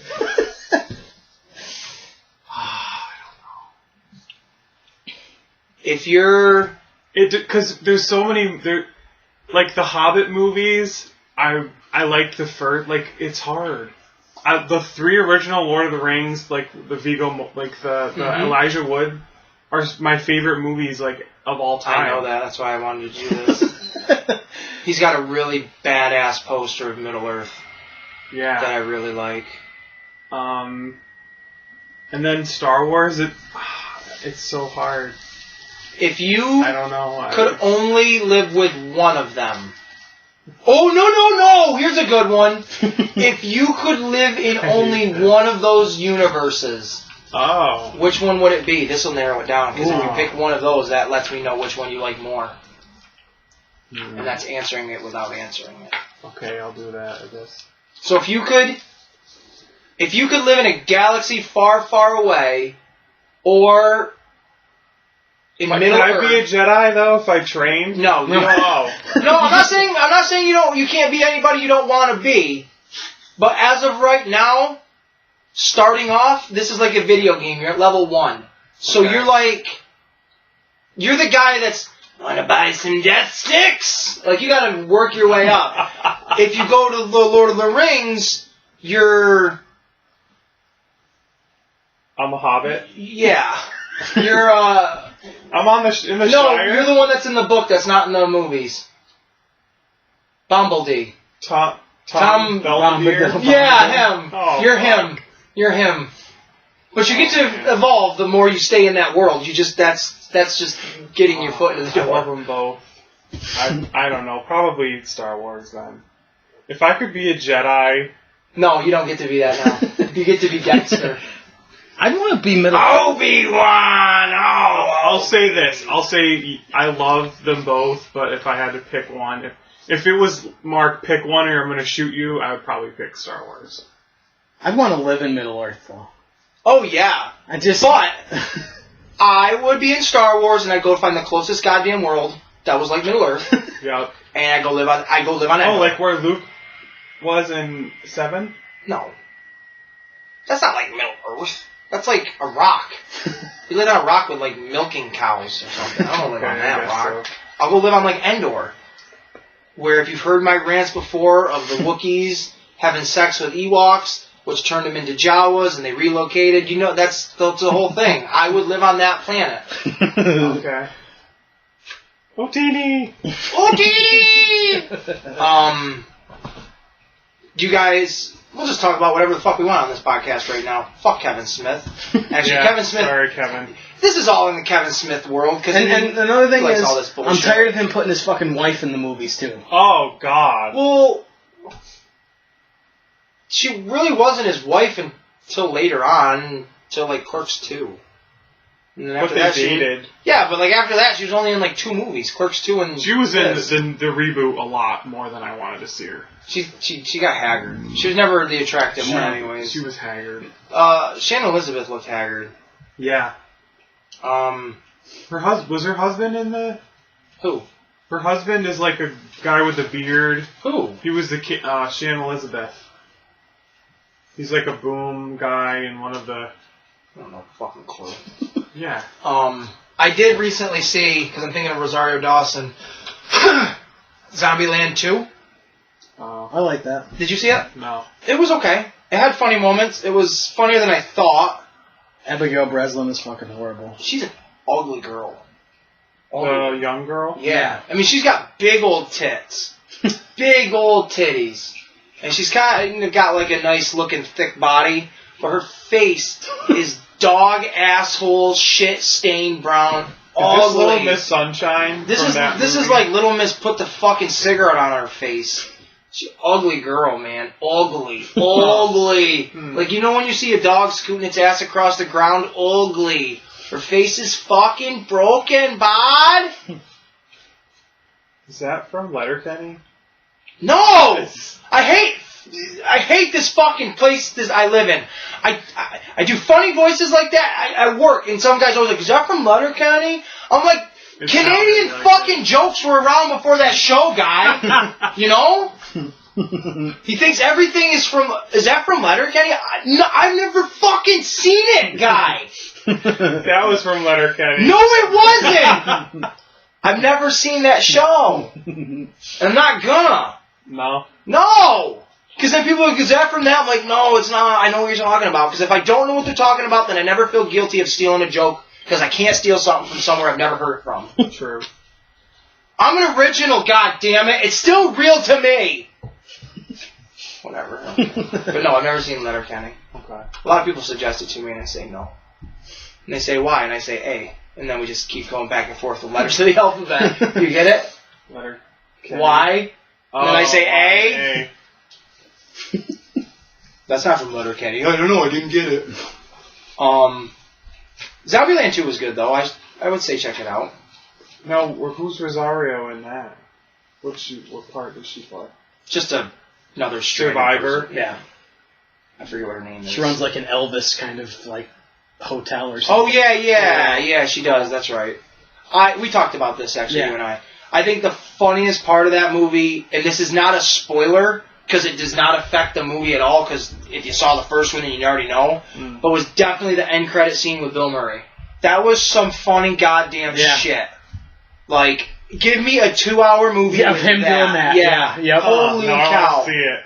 The movie is good. The movie is good, yeah. I was negative. Like, I hated on it at first when it first came out because it just looked Like, one, it's 10 years later. Yeah. But, because honestly, they make those jokes in the movie like, oh, well, this seems like it's a joke that should have happened 10 years ago.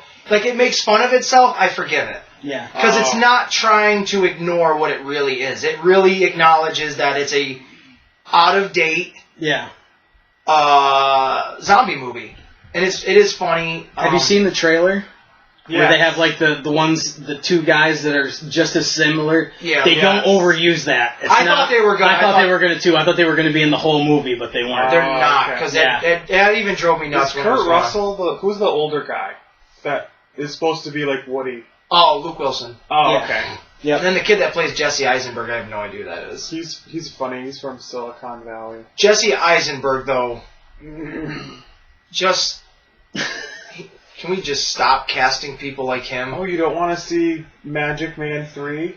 Are they doing a How third do you one? do it 3 or whatever? Are they making a third one? No, but... I want to see the second one, honestly. I liked the first one. Oh. I did. Yeah, the first one was... I really did. But I like him and Woody Harrelson together. I'm not saying I don't like him. I just... 10 years ago, when Michael Cera and Jesse Eisenberg, that character was entertaining. I'm not your average hero, but I somehow survived it all. I like an autistic character. Yeah, I'm over that. Like, the uber nerd. that phase is done and over with. Now it's back to the machismo guy, like the strong guy that actually would save the day, not the fucking me. Like Scott Pilgrim. Well, no, it's not. Yeah, that movie, I guess, is specifically, because it is a nerdy kid. I mean, that's really what that movie is. But I like Michael Cera. But again, that was in that time when those movies were fun. And so, but the Bill Murray shit, I won't spoil it because it's great. Very funny. It's so very, good. very funny. He was the best part about the first one for me. Like, is there anything you regret, Mr. Bill, whatever. Mr. Murray? I guess Garfield.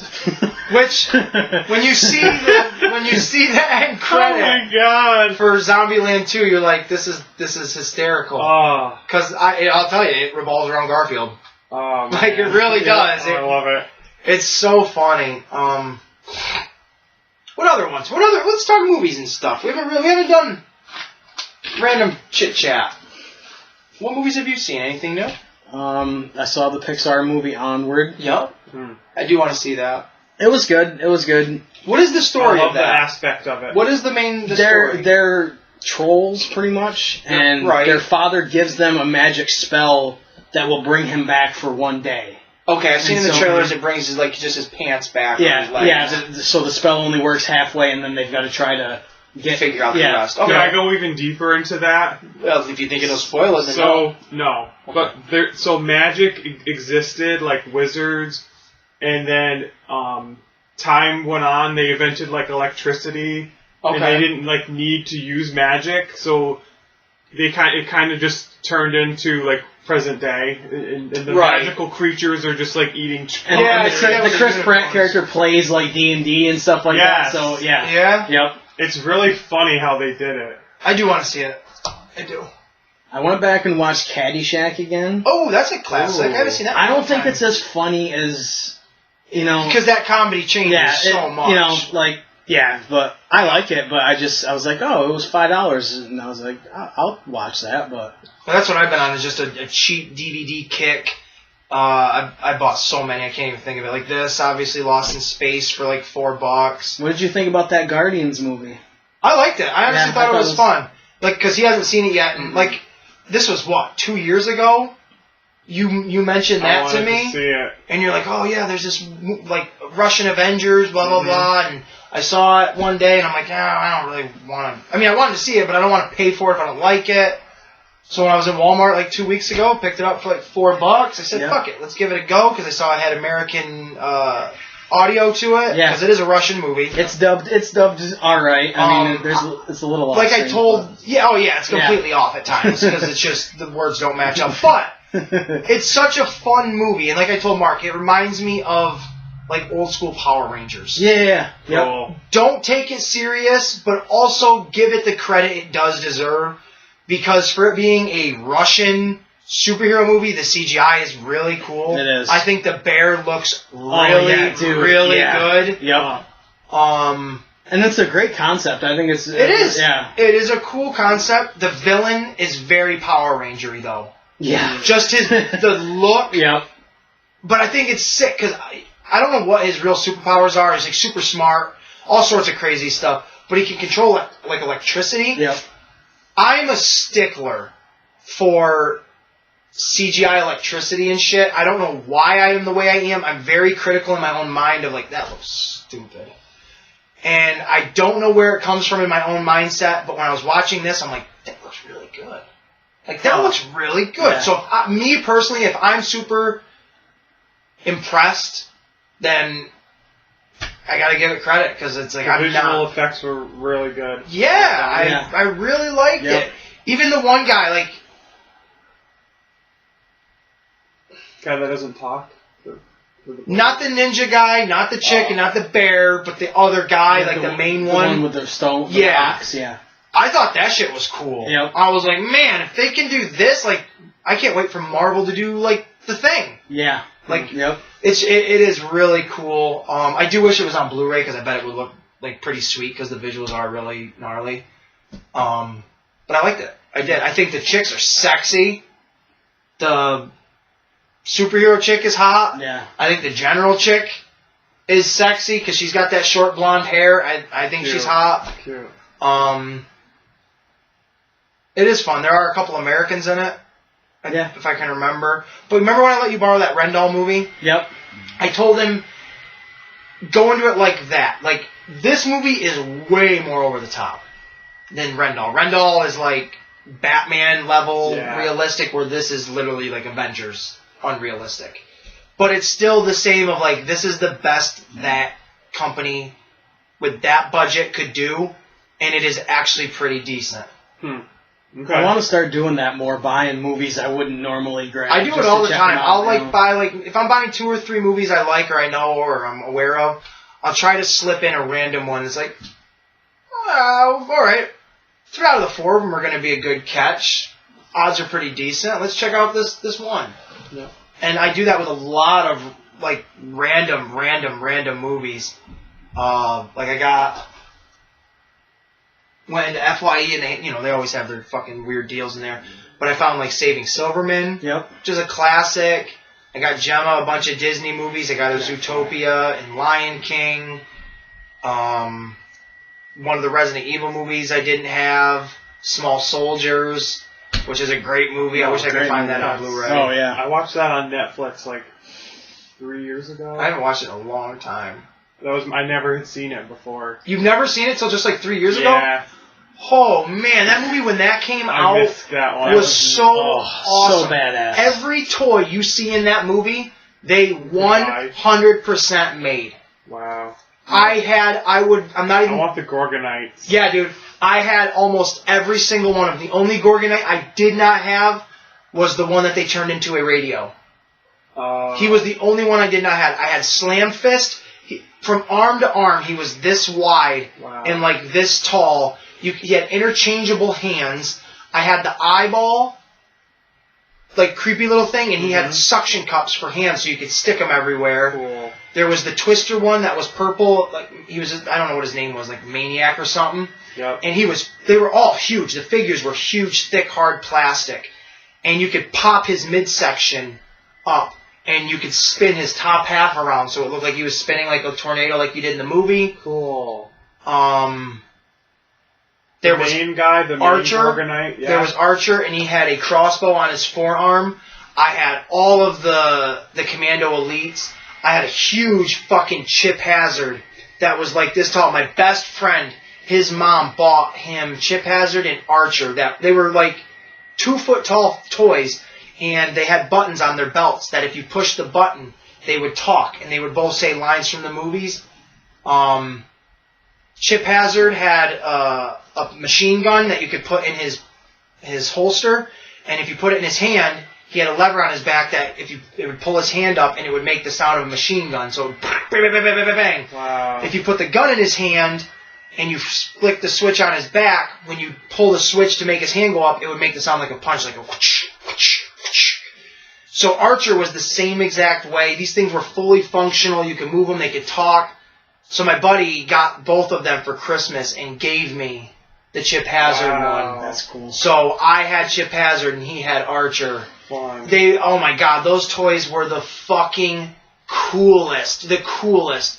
I mean, Brick Bazooka, he had a literally like a cannon built onto his back, and you could flip his head down into his torso and the gun would come up over his head or over his shoulders, and it had a target, like a crosshair, like as like just a mounted hard piece of plastic with the turret coming out.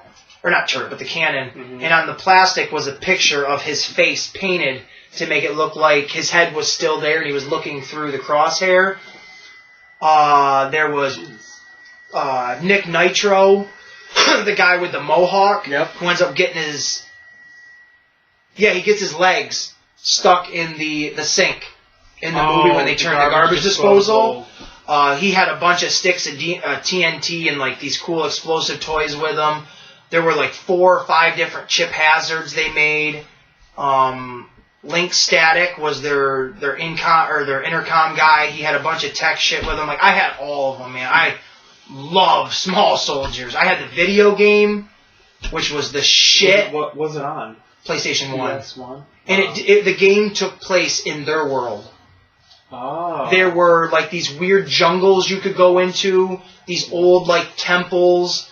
There were old, like, abandoned, like, crazy military bases for the commandos. There were mech suits you could get in. Like, I was huge into Small Soldiers as a kid. Like, clearly. I loved it. I loved it a lot. I just remember the movie being out. I think I was really into Pokemon at that time. I never got huge and it just went through the grapevine.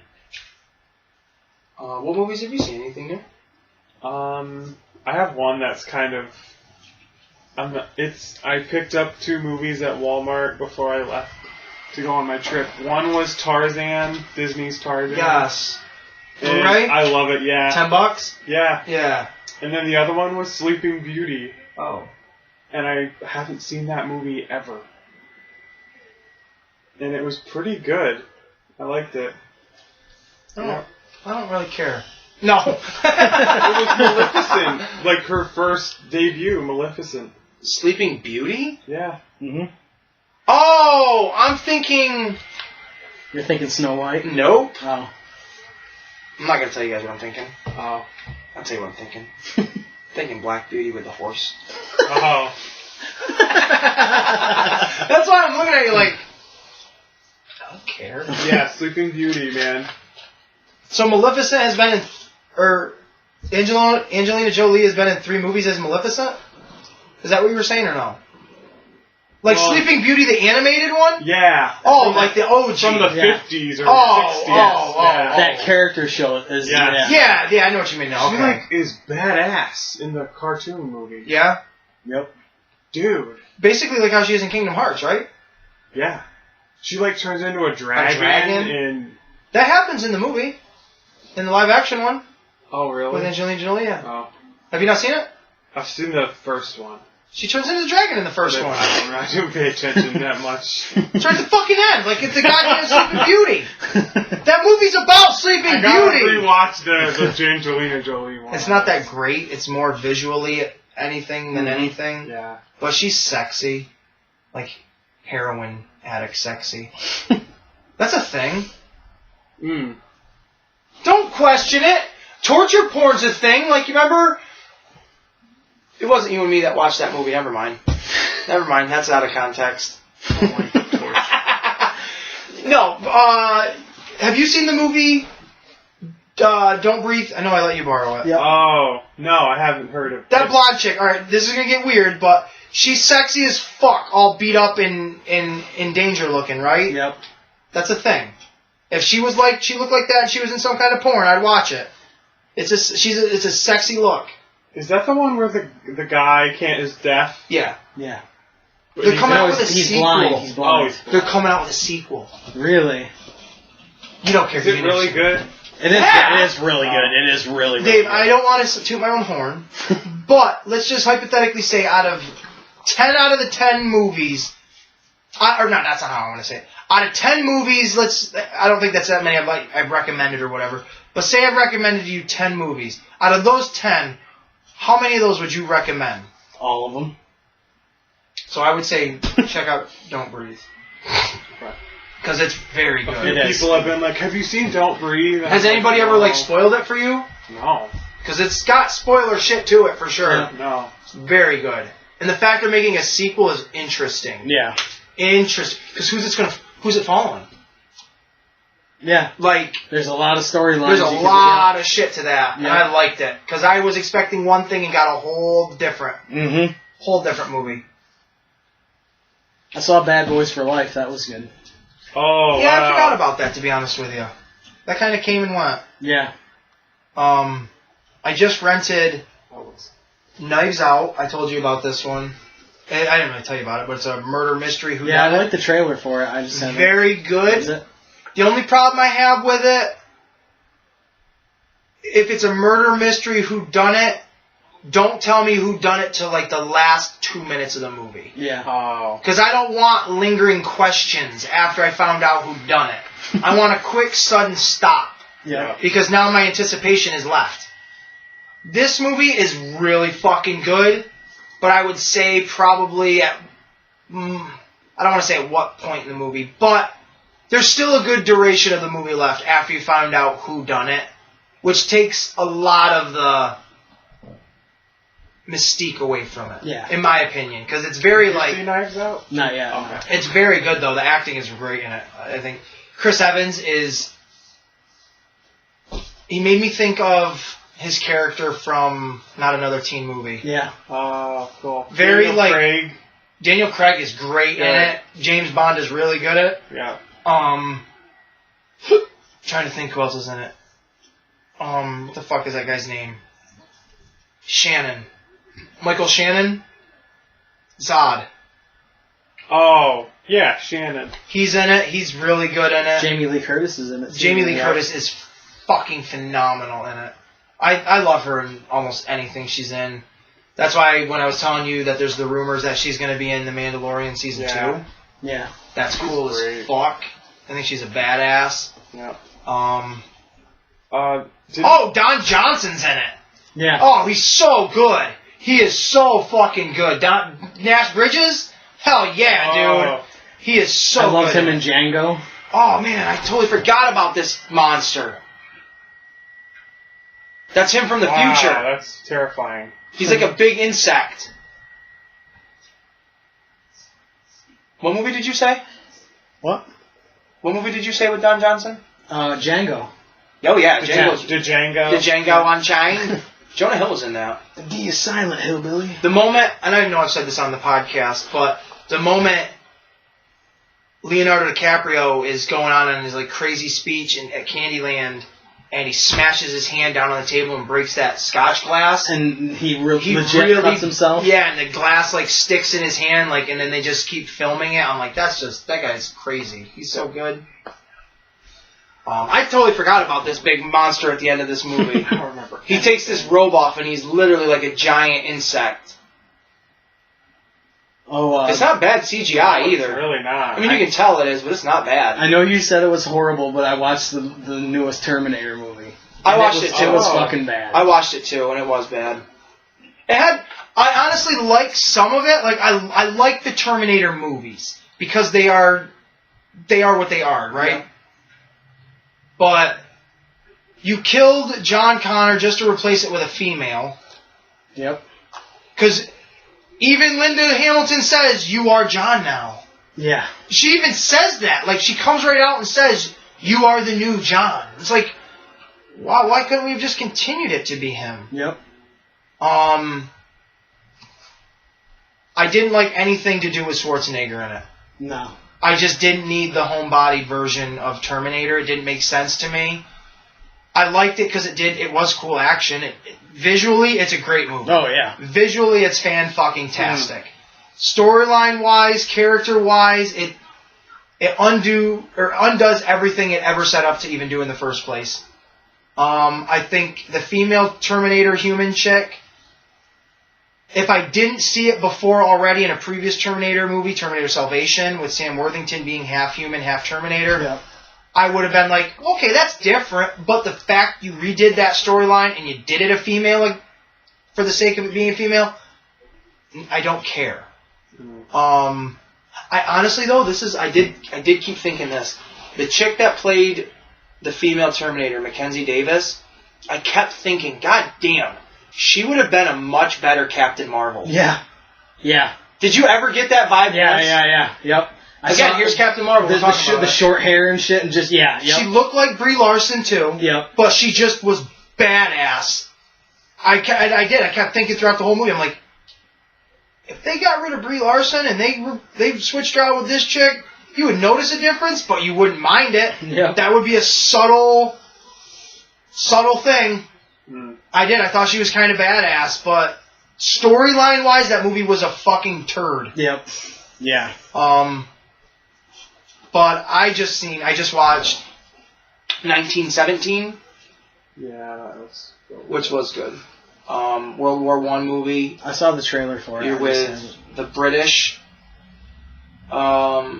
troops when they go to France to storm the fucking front lines of the Germans and shit. It's really good, but if you're going into it like hoping for like a Saving Private Ryan, you're not gonna get that at all. It's very action, it's very intense, but it's very linear. Because the movie tries to feel like it is all one shot. Yeah, I remember them saying that. Which is cool. Yeah. It works. It absolutely works. But because it is such, and you stay with only two characters the entire movie, there's other people in and out, but you're staying with them inside of a keyhole. So there's a shit ton of stuff going on over here, and you see it, falling into your view on this side, but you don't see what it is. That bothered me. Because it's like you've got horse blinders on. Yep. While you're watching the movie. It's like you only see what's in front of you ever. Wow. It's like having a VR headset on. Yeah. You don't want that in a war movie. But they do it so well because the shit that happens to these characters is so endearing. It's so involved that I don't want to say it doesn't take you out of the movie because it does. Like, especially in the trailer, if you've seen the trailer, when they show it, it makes it look like he's running down a beach. If that's how you can visually remember it, like he's on grass, and there's explosions coming from like both sides. You don't see that whole... You do, but you don't. Yeah. Because as he's running towards the camera's panning out, but it only ever stays in one singular frame. Mm-hmm. So you see things happening, but they're running out of frame as the frame is coming towards you. And that bummed me out. I was in that moment with him as he's running. I'm like, holy fuck, whoa. But it's also like, what's going on over there? It did not ruin the movie. It just was like... True story? I don't know if this is specifically a true story, but it's based off of World War I, which who knows, this could have been a real story within that movie. Okay. Because it's like a Saving Private Ryan movie. Mm-hmm. We have information that we need you to take from point A to point B. There are some personal things involved. That's why we're selecting you, essentially. Yeah. And then there's things that happen on the path. Wow. It's not just like the movie Fury, if you guys have ever seen that. Yes, I love that movie. Right, where they're just... Yes, we do have a destination to get to, but there's no specific route. It's just get there. Just get there, right. Where this is very specific. That's why I said the word linear. Like, think of it as Saving Private Ryan is Batman Arkham Origins. Very open world, things that are happening over here could quite possibly affect things over here.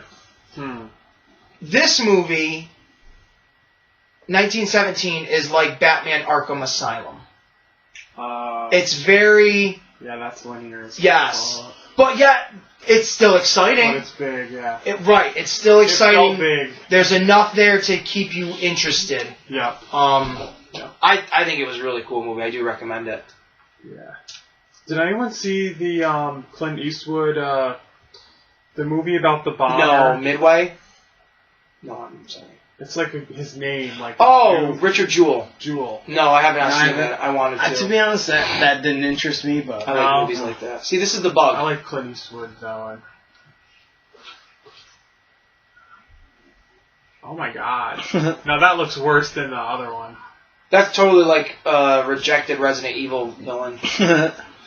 Look at this Speaking of guy. Resident Evil, he was in Resident Evil 2. That's like The Rock and the Scorpion King when he turns into the fucking Scorpion. Oh, God. Seriously, and a little bit of... I don't know why it made me think of it in the face, Lawnmower Man.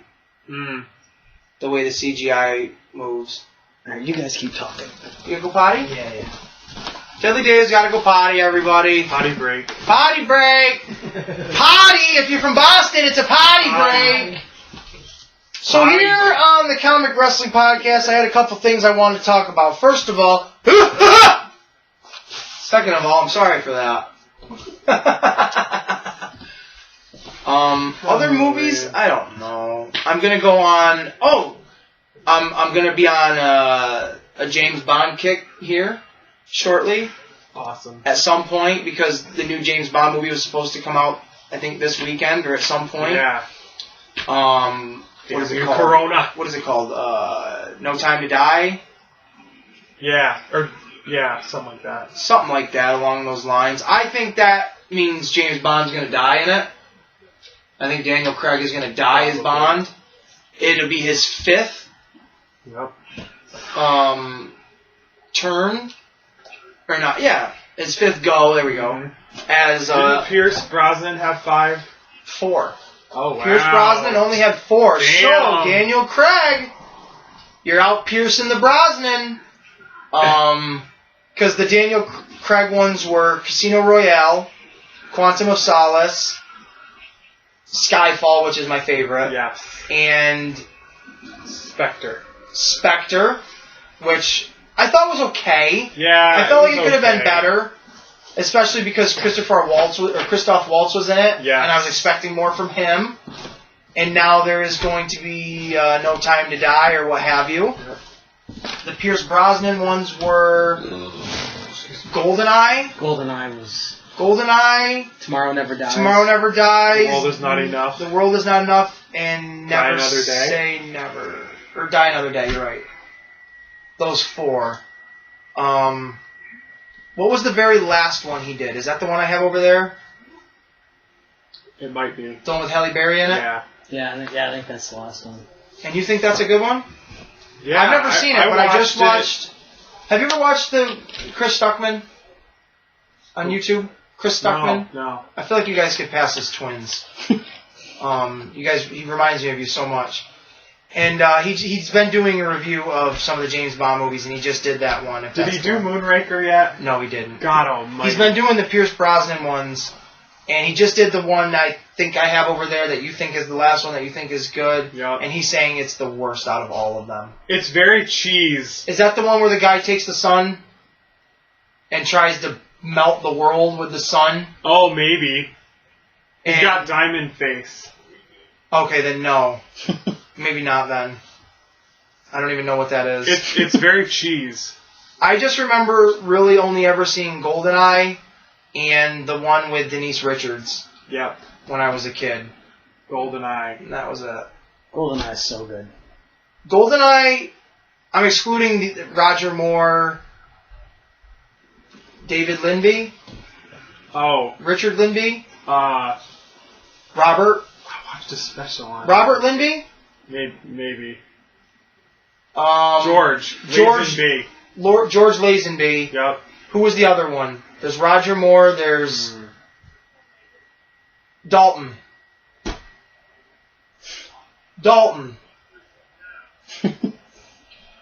Doom Patrol. Oh, fuck. You know what I'm talking about? Yes, I know what you're talking about. He was James Bond. Yep. I can't think of his fucking name. You know I want to say Richard, but... I know you know who I'm talking about. Yes, I know who you're talking about. You know who I'm talking about, too. If you saw him. Did you ever see Hot Fuzz? Yeah. The chief of police, or whatever the fuck. Not chief of police, but like the mayor or whatever. And he's like the bad guy. Okay. At the end of the movie, he gets the thing go up through his mouth. Mm-hmm. He was a James Bond, and then, of course, the best James Bond of all. The Scottish... Hot Shingle. The Scottish one. But no, out of the Pierce Brosnan and Daniel Craig, the three that are like deemed the best are definitely GoldenEye, Casino Royale, and Skyfall. Yeah. I think Skyfall is it's personally my favorite. I loved Javier Bardem as the villain. He was a classic Bond villain. When he took his mouthpiece out, I was like, oh, that's a Bond villain. Did you see that in theater? No, I didn't. You ever seen a Bond in theater? I think I saw in the theater. I think I saw Casino Royale in theaters, if I can remember. Because I just remember seeing that chase in the beginning up on the big screen. And that's all I remember, though. Wow, that Skyfall. Skyfall was so fantastic. Like, when he was going to shoot the apple on the chick's head, and then ends up just shooting the chick, I'm like, he is a villain. That's a villain thing to do. He is not fucking around. And then he kills Q at the end of it. Yeah. Because he stabs her in the back, right? Isn't that what he did in the M? M. That's what I meant. Ends up stabbing her in the back. Yeah. In the old farmhouse or whatever. Because Bond is like trying to get there, and he's like They're like a house, a barn away. Him. I was like, this one was just a fucking shit. This just can't keep up with him. I gotta watch those again. They have all of them at Walmart for like $3 right now. I almost got. I only have the 4 that I have though. When I went to Walmart, they were there, and I'm like, should I pick one up? I want to get all of them on Blu-ray. I want a whole Bond. They'll probably do a whole collection. They have a whole. They have like all the Bonds, but they're like on Blu-ray, but they're a lot of money. Oh, I bet. Because I want all those on Blu-ray. I want all my Indiana Jones on Blu-ray. I won't just like those Bond ones that I have over there that are not Blu-ray. I bought those previous to this, so I will not buy those on Blu-ray individually. Unless I start seeing all of the Bond movies on Blu-ray for like $3. Yep. Or what have you. Maybe when the next one comes out, there'll be like sale. Well, that's why I'm with the Resident Evil. Not that there was like a movie coming out or even the game, because this was a while back. All the movies, for whatever reason, for Resident Evil were on sale at FYE, like used, like mad cheap. I got all 6 of them. Or no, I'm sorry. The first 5 on Blu-ray plus 2 of the animated ones. For less than like $25. Wow. Like, that's a heck of a deal. Yep. And when like around Halloween time, you can find heck yeah. Really cheap too. I bought, speaking of the Halloween and shit, I bought that, remember the movie when we were in FYE and I wanted to get them the VHS movies? Yeah. I bought the first one. Very fucking creepy. Cool. I mean very fucking creepy. I would never watch that, I'm sorry. It's kind of difficult Too to watch. Scary. It's not even. I don't even know if they're scary. They're uncomfortable. They are literally uncomfortable to watch, but they're good. Those are good horror movies that I like coming across. That wasn't out in theaters, so it wasn't like a box office tank. So there wasn't a lot of budget put into it. So it wasn't a waste of time. Where this is super low key. This is these guys get hired to go into this house to look for a videotape, and they're told that an old man lived in this house, right? So everything is from like a camcorder perspective. It's that type of movie. Okay. Which I don't mind because it's so creepy, and it feels real. So they're all walking through the house, and like there's 5 of them, and like 3 of the guys go this way, 2 of the guys go that way. So they go. One of the guys goes upstairs, and he opens up the door, and there is an old man laying there in the chair, dead, and there's a TV with like 100 VHS tapes with just whatever written on them, right? You don't ever see it. So like, what the fuck, yada yada, and of course they ignore all the signs, like get out of there like a dead body. Right. So one of the guys literally sits right in front of the dead body and is like watching one of the VHS videotapes, and it goes into the video, and I gotta try to remember them because they are so weird. One of them was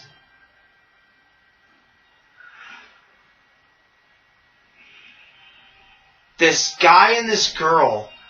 They're going on like vacation, and again, now this is from their perspective of a camcorder too, because they're recording their vacation. So they're on like their vacation, wherever the hell they are, and they come across, like in the movie Big, the fortune teller thing. Oh, like Zular or whatever it was, right? Zoltar. They come across, Zoltar. Yep. They come across something like that, and like, oh, give us $1 and we'll read your fortune, yada yada, right? So they do that, and out of the thing they get a ticket, and the ticket says, one of you will be welcomed by, I don't remember how it said it, but one of you will have an old former love come back into your life, and it'll cause problems, something like that, and they both laugh it off, right?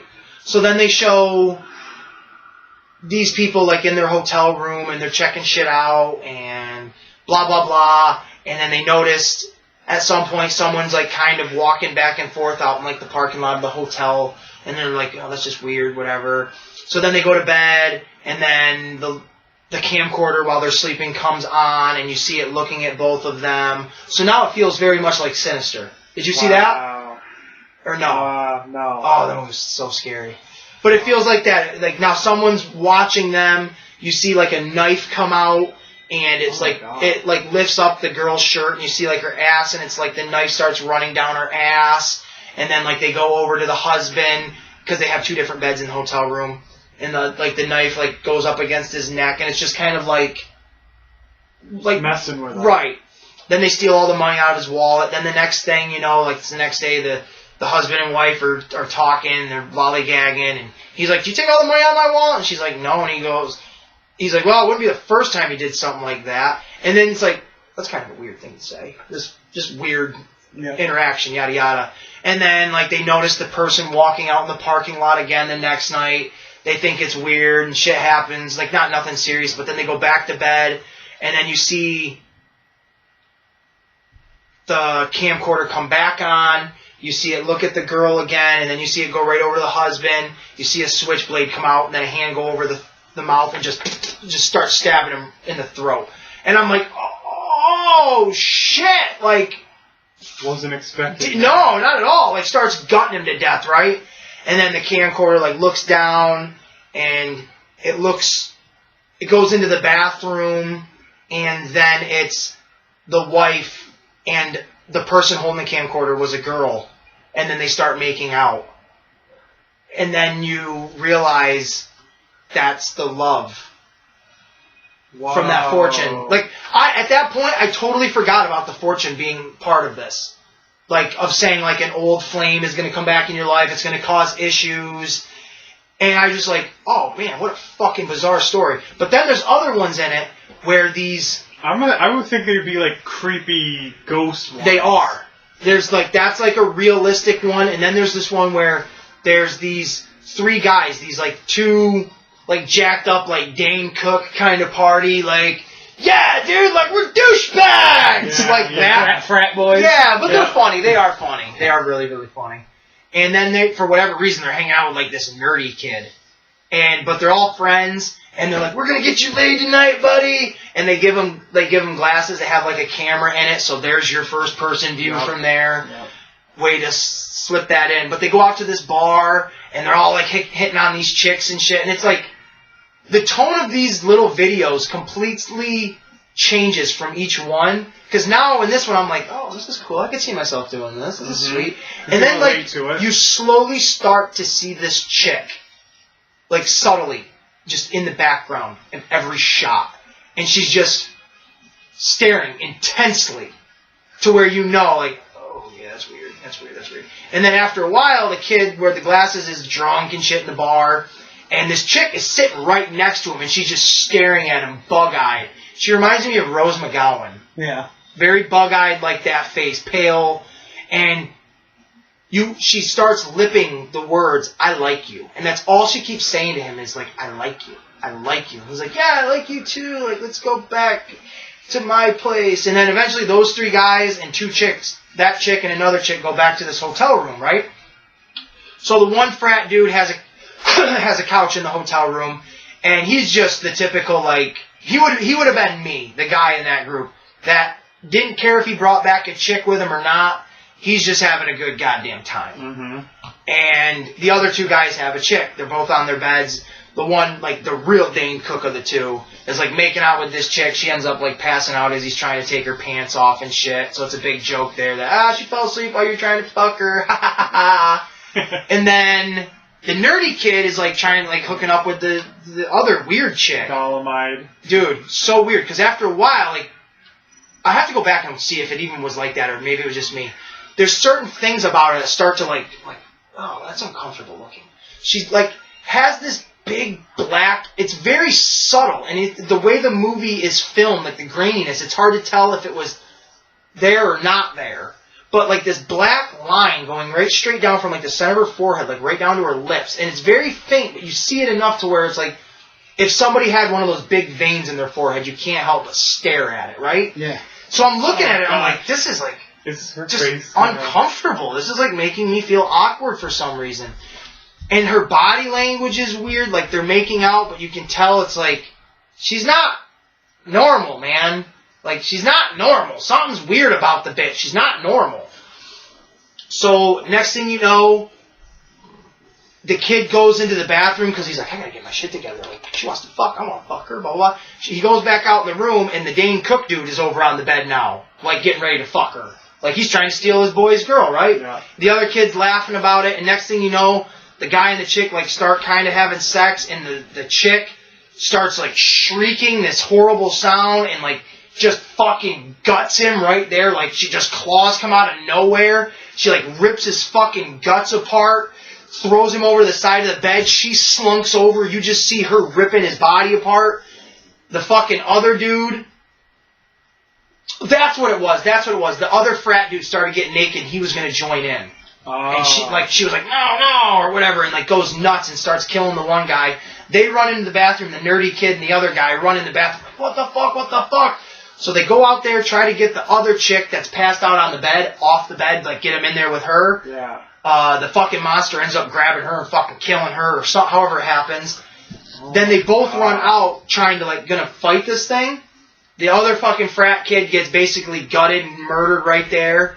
And the one kid with the glasses goes out, and all you see is the silhouette of this thing, and it's, like, just hulking over, and you just hear it, like, ripping at this guy's guts or what have you. And the kid, like, tries to get around the hotel room, like, without disturbing it, and I forget how it ends. He goes, like, running out of there or something, falls down, like, the balcony or something, breaks his leg, and, like, you see the bone sticking out, and he's, like, more fucked than he ever been. She comes, like, crawling down the stairs after him, and she's like, I like you. So it's like, alright, she's not gonna kill you. Then, they don't show it, but you know she's doing it. She's got her face, by the way, like, splits open. Yeah. And she's got, like, these big fucking nasty teeth, and, like, she starts giving him head. Like, you know that's what she's doing. She's giving him head. Because you can hear by the sounds of him, it's like, he likes it, but it's like, ew. And then, like, he pulls away, and she's like, you know, like? And at that point, I'm like, tell her you like it, motherfucker! Yeah. You say you like it! And he's like, no. And then, game over. Dead. And I didn't finish it. Oh, yeah? Because I had to go to bed, because I didn't think... I don't know what I was thinking when I was watching it, but I was like, I gotta turn this off. That is intense. But when it cuts back to the kids in the house, looking for the VHS tape... Is she there? No. It's... As far as I am right now into the house, one of the guys has gone missing.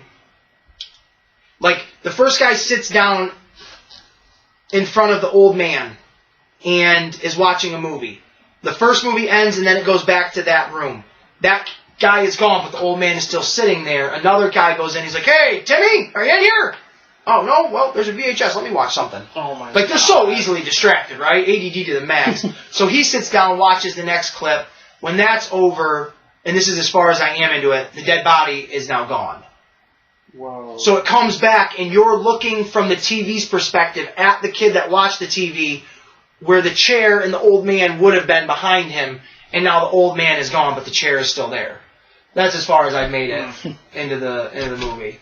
Wow. But creepy. I like shit like that. I really do like shit like that because that's not the normal kind of horror. No. That's why I want to see that 50 States of Fear. Did you ever see Babadook? No, but The I'd like Babadook? to. I would like to see the Babadook. Wow. Did you? Yeah, You did. I did. You did see the Babadook. Oh, really? Tell me. Creepy as.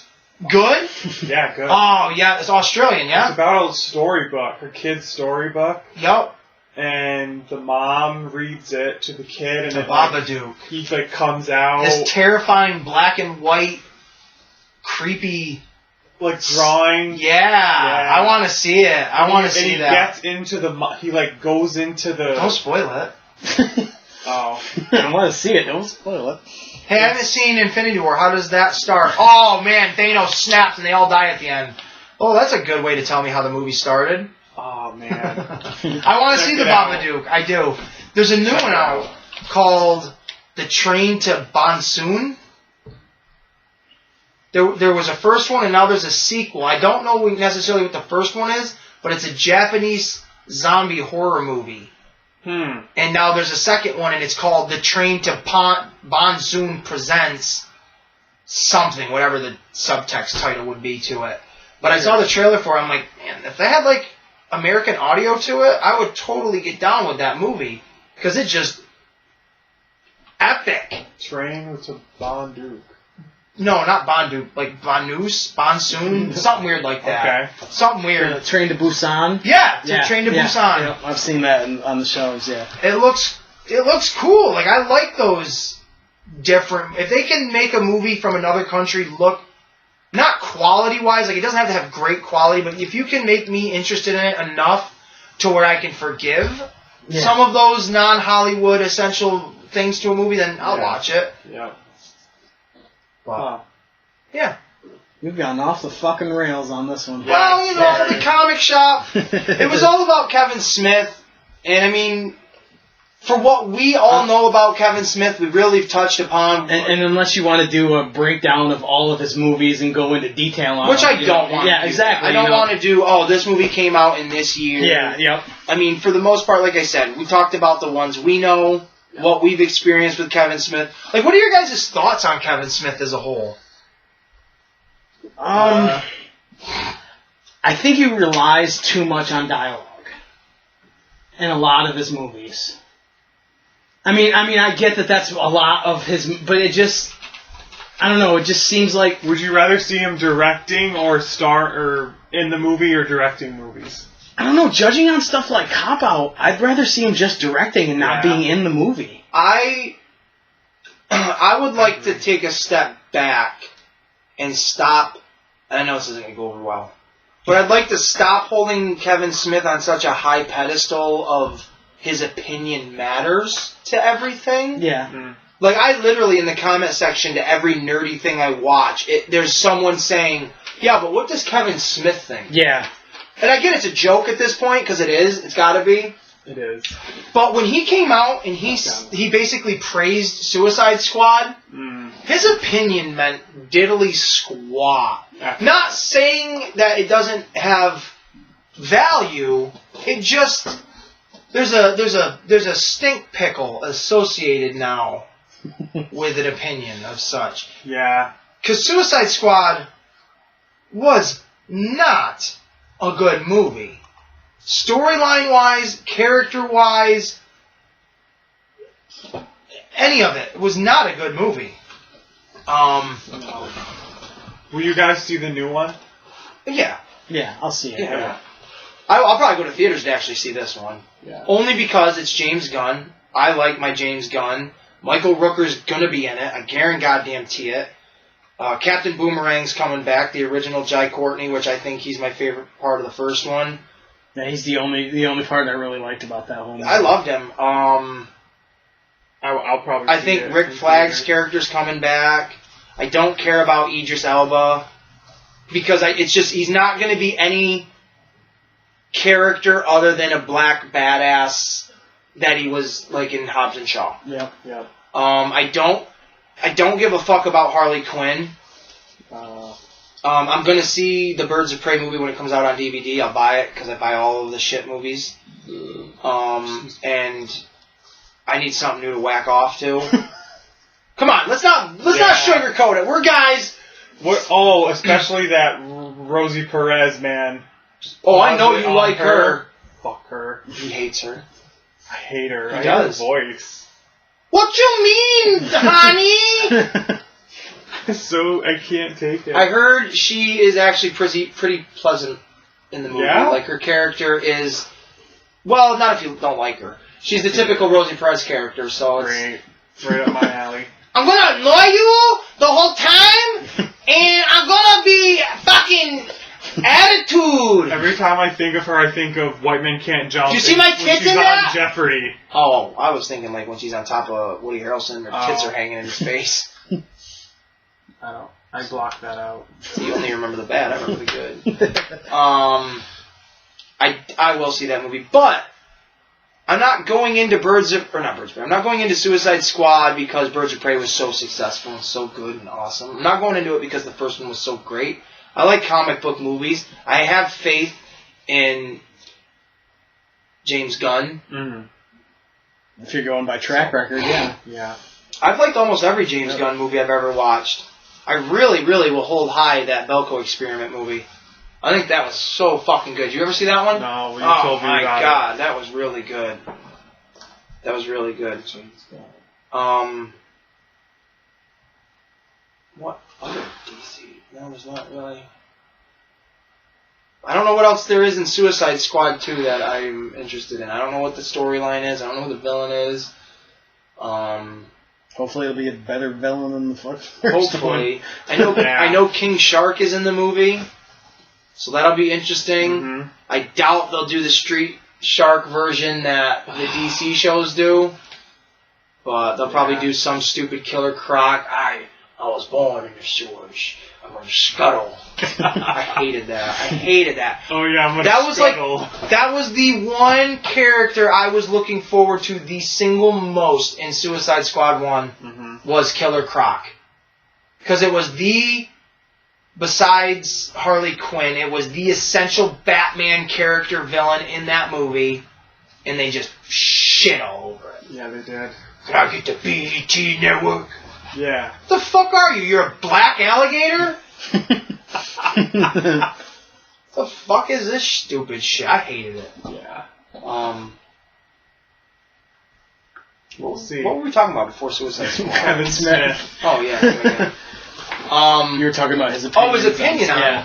Oh, only because I think he had to say that movie was good because his daughter's name is Harley Quinn. And he's always been about DC, and he's done a lot of stuff with them. So. But he's done shit with Marvel too. It's true. He's written for Daredevil for Marvel. Yeah, I don't know. Kevin Smith, I just think he's got people hold his opinion too high. I'll still probably watch stuff he does. Oh yeah, absolutely. But I don't know if I'm as excited for his stuff. I don't think that Reboot really fucked that up. Yeah, he's not the Kevin Smith of years gone by. That's for sure. He is definitely post heart attack eating good food Kevin Smith, and I don't really like that version. Yeah. So true that. I wish him well. I wish him. Well, yeah, I don't wish him. Good job. I hope maybe when his wife and his daughter are driving a car, that they like fucking. Oh God. I didn't even say anything. I just hope maybe like they fucking get a couple flats. Okay. And never return. I'm not gonna say where they never returned from, but hell. I can't wait to do a Tusk review. Yeah, I really want to get your full opinions on Tusk. That could be part of a show. And I would say check out Red State too. I thought that was a good. Well, like I said, I want to get both of them for me on a flash drive. I'll definitely check those out. I'm trying to think. Now, I know we're still recording, and I don't really care. I know we did video games. I know we did them, and like I said to Steven, if you can come up with a specific thing to talk about, then let's talk about it.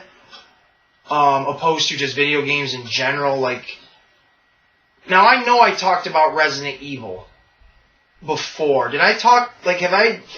What do you remember the depth I went into? I don't. It wasn't very much. No, I mean, I know because I don't think it was that extensive either. Because I really would like to do a Resident Evil one, or even the Metal Gear Solid one. I would. You know what? I want to do Metal Gear Solid. I really do. I want to do that. Well, you'll have the shirt to wear for it too. I can't wait to get that. Cody Rhodes, right? Wrestler in AEW, like the fucking Dusty Rhodes' son. He's just one in the Arrow ring. Yeah. Yes. Yeah. Is he a Metal Gear fan? Oh, dude, he's like a big nerd. Oh. He really is. For the longest time, the logo on his boots were the triangles from Zelda.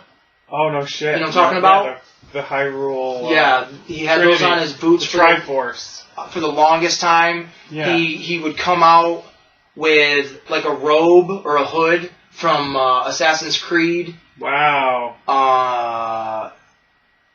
Cool. This isn't specifically him, but I know he had a big hand in it.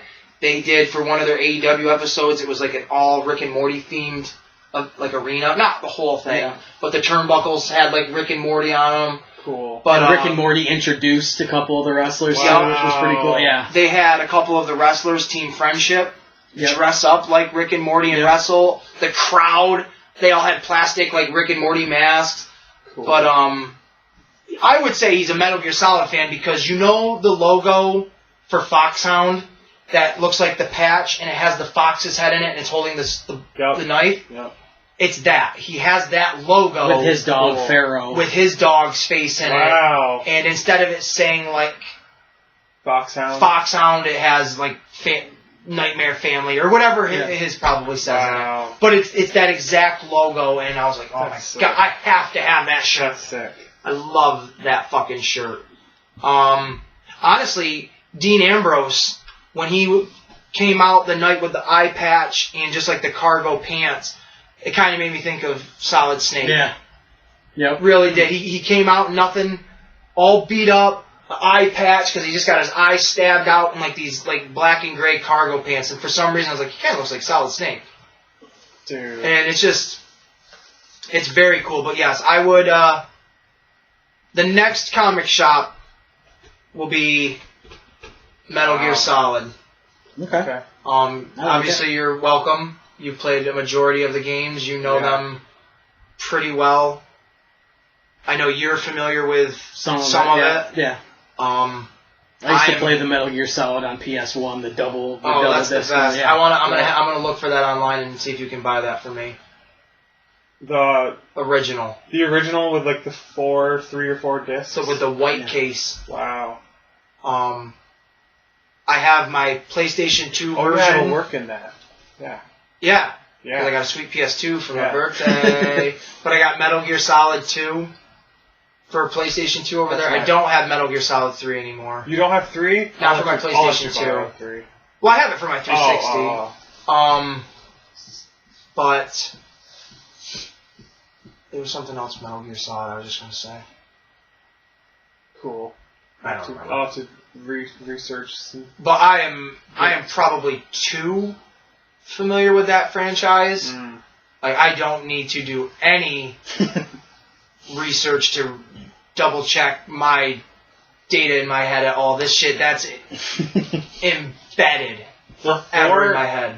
4, they should put on the Guns of the Patriot. They won't. They should just put that on a Blu-ray.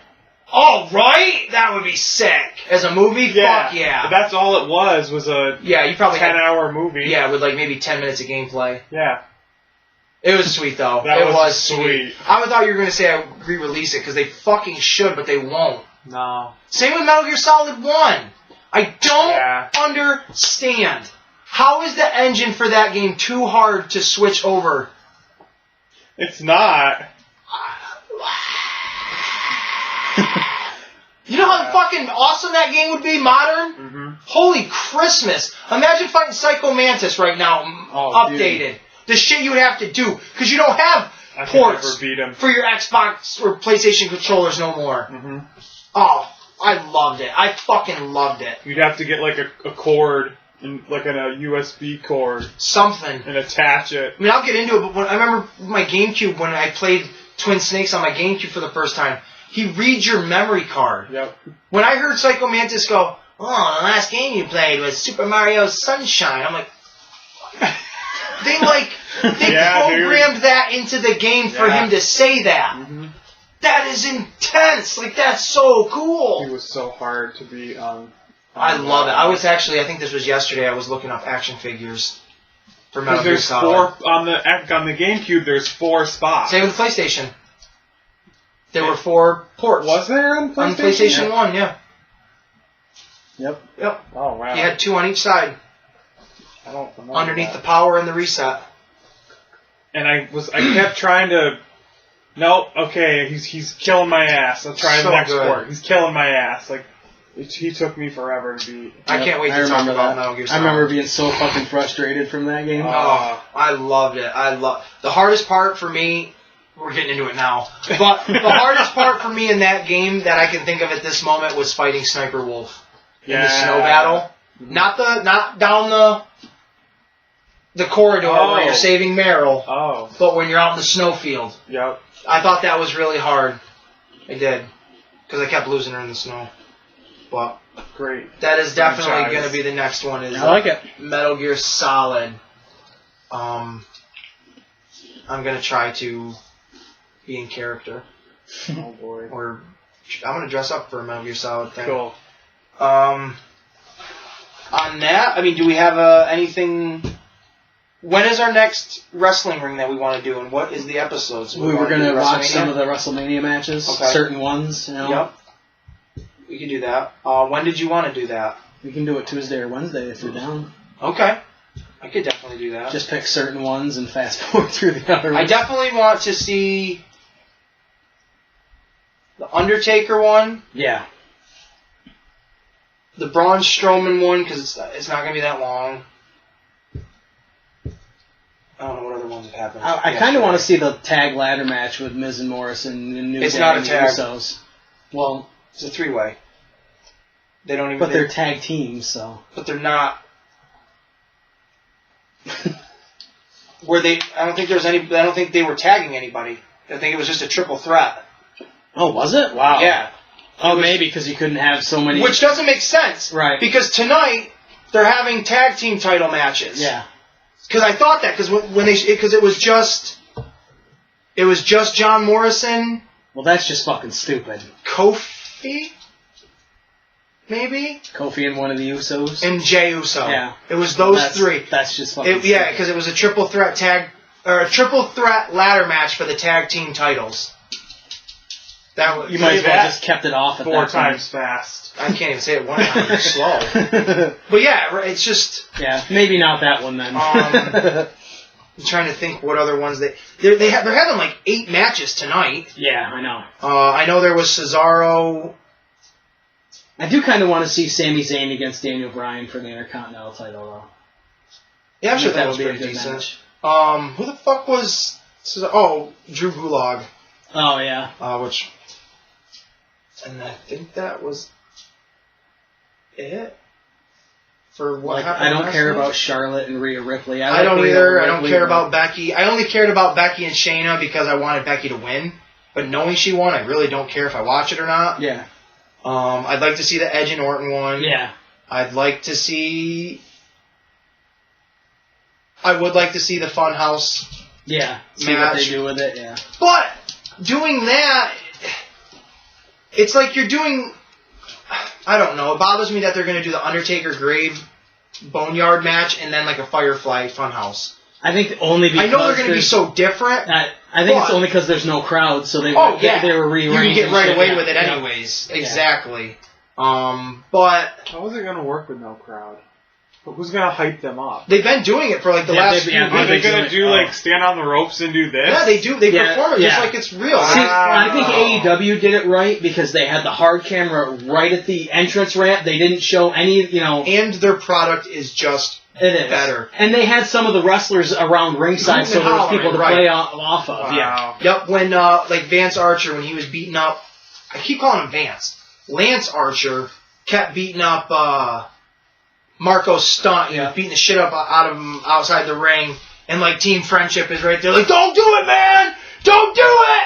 It's like, what are you gonna do? Yeah. I love him. Yeah. Archer is gold. Dude, and Jake the Snake talking for him, he ain't missing a beat. His fucking look is awesome with that long red, like dreaded ponytail mohawk. Yep. I don't like the name. The Murder Hawk monster, yeah. The monster needs to go. Yeah.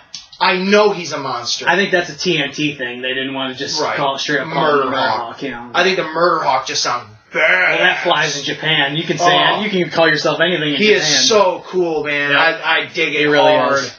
I really dig it. But yeah, AEW is just the only problem I'm having with any of this is shut it down. You just did your debut of Matt Hardy to no fucking crowd. Yep. To me, wrestling looks fake. Mm. It looks like I'm watching Saturday Night Live segments with action thrown in there.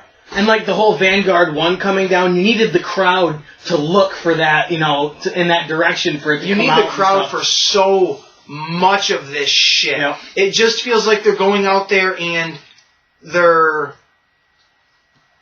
What is the word I'm looking for? And like the last man standing, you're just going to hear the echo of the referee counting. You're not going to have the crowd counting down, the 1 through 10 with him. It's... I forget I can't think of the word I'm looking for. It just doesn't feel natural. It feels like they're putting 110% into a rehearsal. Yeah. Yeah. And, I mean, you had Matt Hardy debut to no reaction. You had Vance Archer debut to no reaction. Brody Lee is the Brody exalted Lee to no reaction. It's not... If the product itself wasn't good, I wouldn't give two... Like, WWE, I don't give a fuck. No, don't give a fuck. Because I'm not invested in anything. There's just certain things I want to see, because it's just like, well, that makes sense. Do that. Oh, you didn't? Well, that makes sense. You're WWE. But AEW, release the hounds. That is the and best. just regular dogs come running out. This whole skit is Chris Jericho is just the best in the world. That's all I'm gonna say. I know that. I know that. Everybody in the world right now has got to be like self-contained and shit. Yes. So, just like any YouTuber right now, they're making crazy videos because they're all going like stir crazy with nothing to do. Oh yeah, I totally get it. Instagram, I'm up right. It's blowing up right now. So Jericho and others, I'm sure, I just haven't been following. Well, actually, this wasn't like YouTube. This was actually on TNT. This was on their wrestling. I just saw it on YouTube.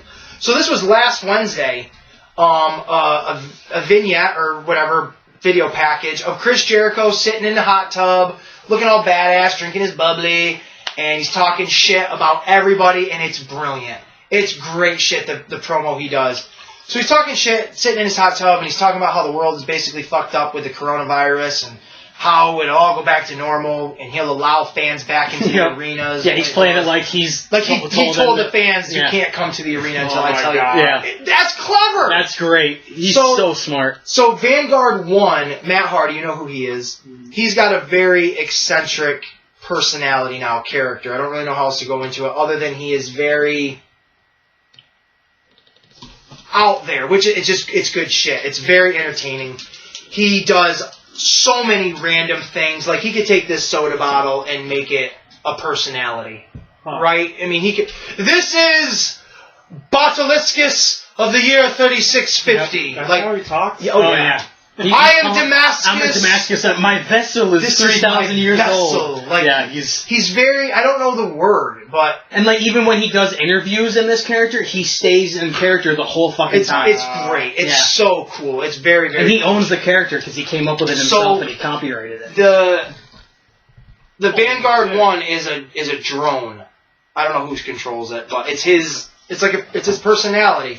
and the drone will like fly down into the arena, and people react to it when there's a crowd. And they do the video of the perspective of the drone, right? and shit, So you as can if it's see a what it's person. looking at you. Matt Hardy talks to it as it is a being.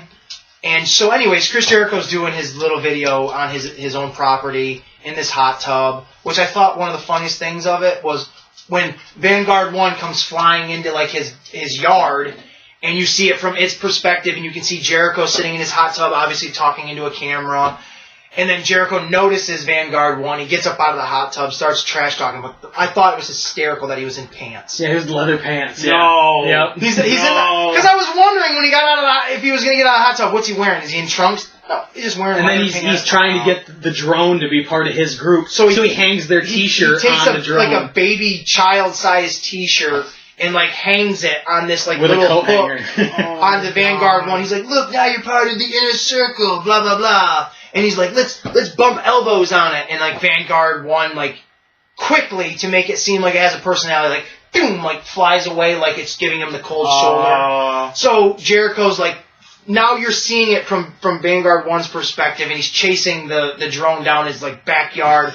He's like, you damn Vanguard 1, and he takes his bottle of champagne and throws it at it, and then like the drone's flying off, and this is the best shot ever. It's like a movie. It goes right to Jericho's face, and he stops, and he's like, release the hounds! And you see, like, 8 different breeds of dog, from, like, a greyhound and a mastiff to, like, a chihuahua and a Pomeranian, all come running out. You're expecting, like, Dobermans to come out. Right, like Mr. Burns. Yeah. But you see, like, these fucking just random dogs come running out back and jumping in the air trying to, like, attack this drone. Oh, my God, it is dude. Hilarious. And I remember I just showed it to my mom, and she's like, what? Like, you know, she's getting it, but she's not. Because she's not an avid fan, but she understands what it is. And I go, Mom, you wouldn't believe it, but I believe this is, like, the hottest thing going right now.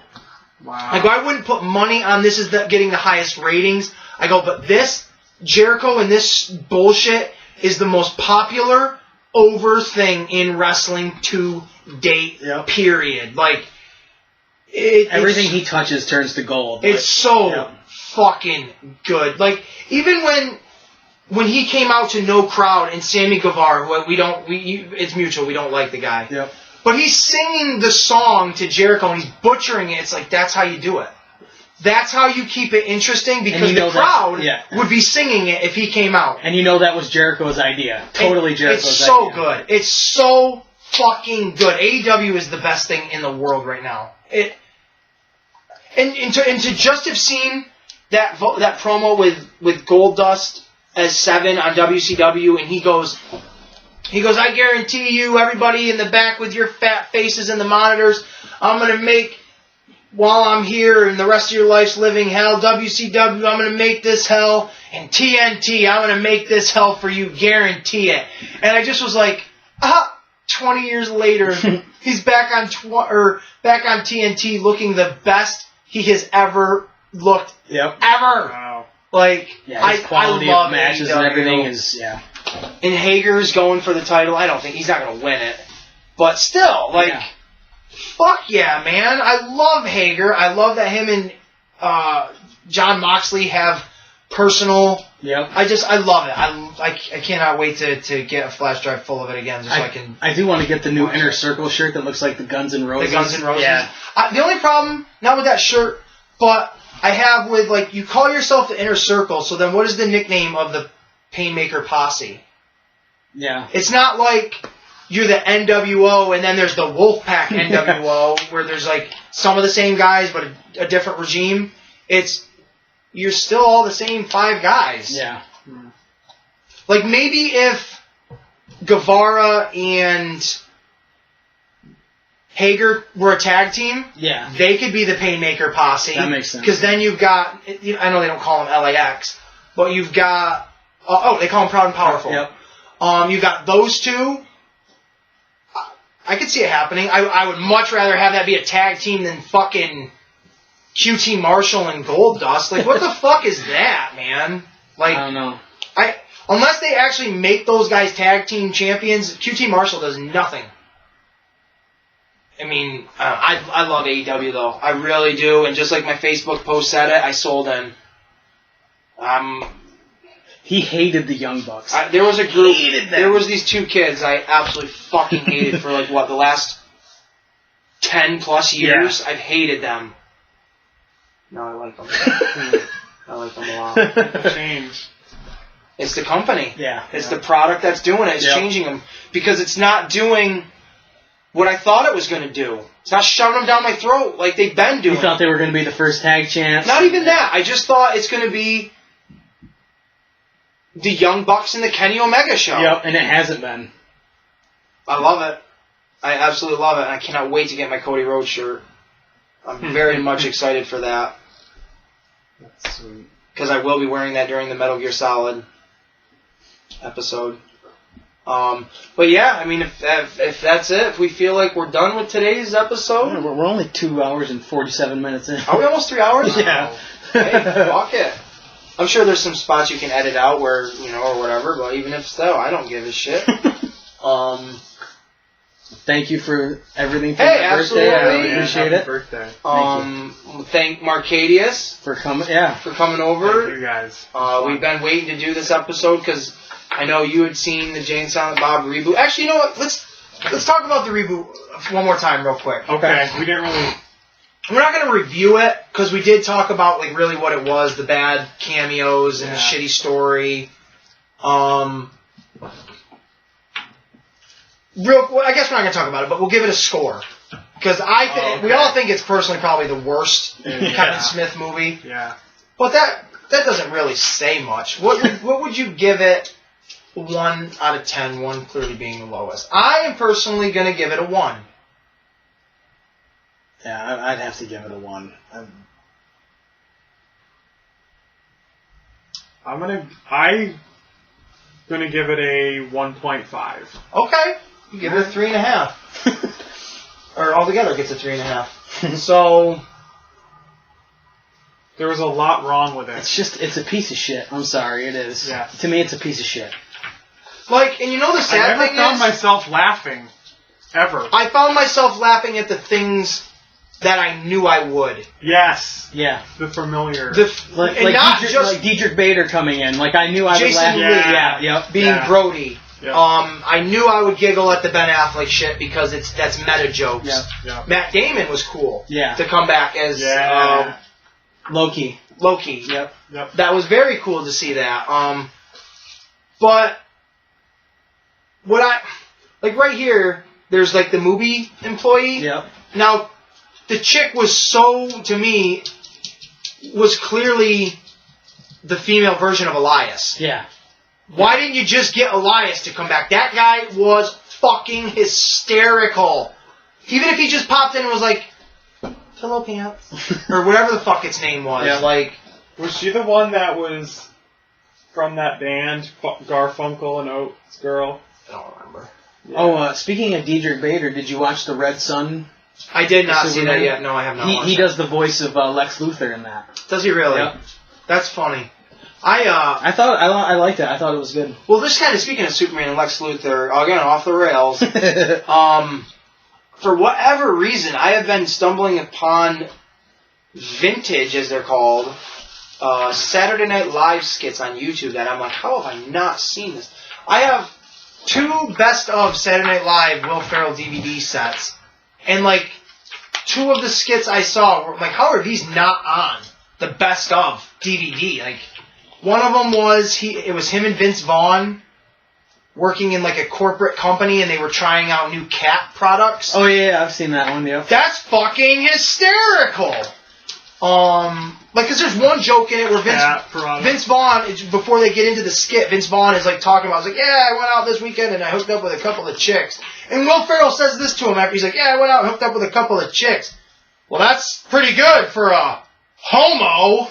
And I just laughed my ass off. I'm like, what the fuck? And then the skit had nothing to do with that. I'm like, that's just a derogatory joke. Yeah. That had nothing to do with the cat products. And then there was...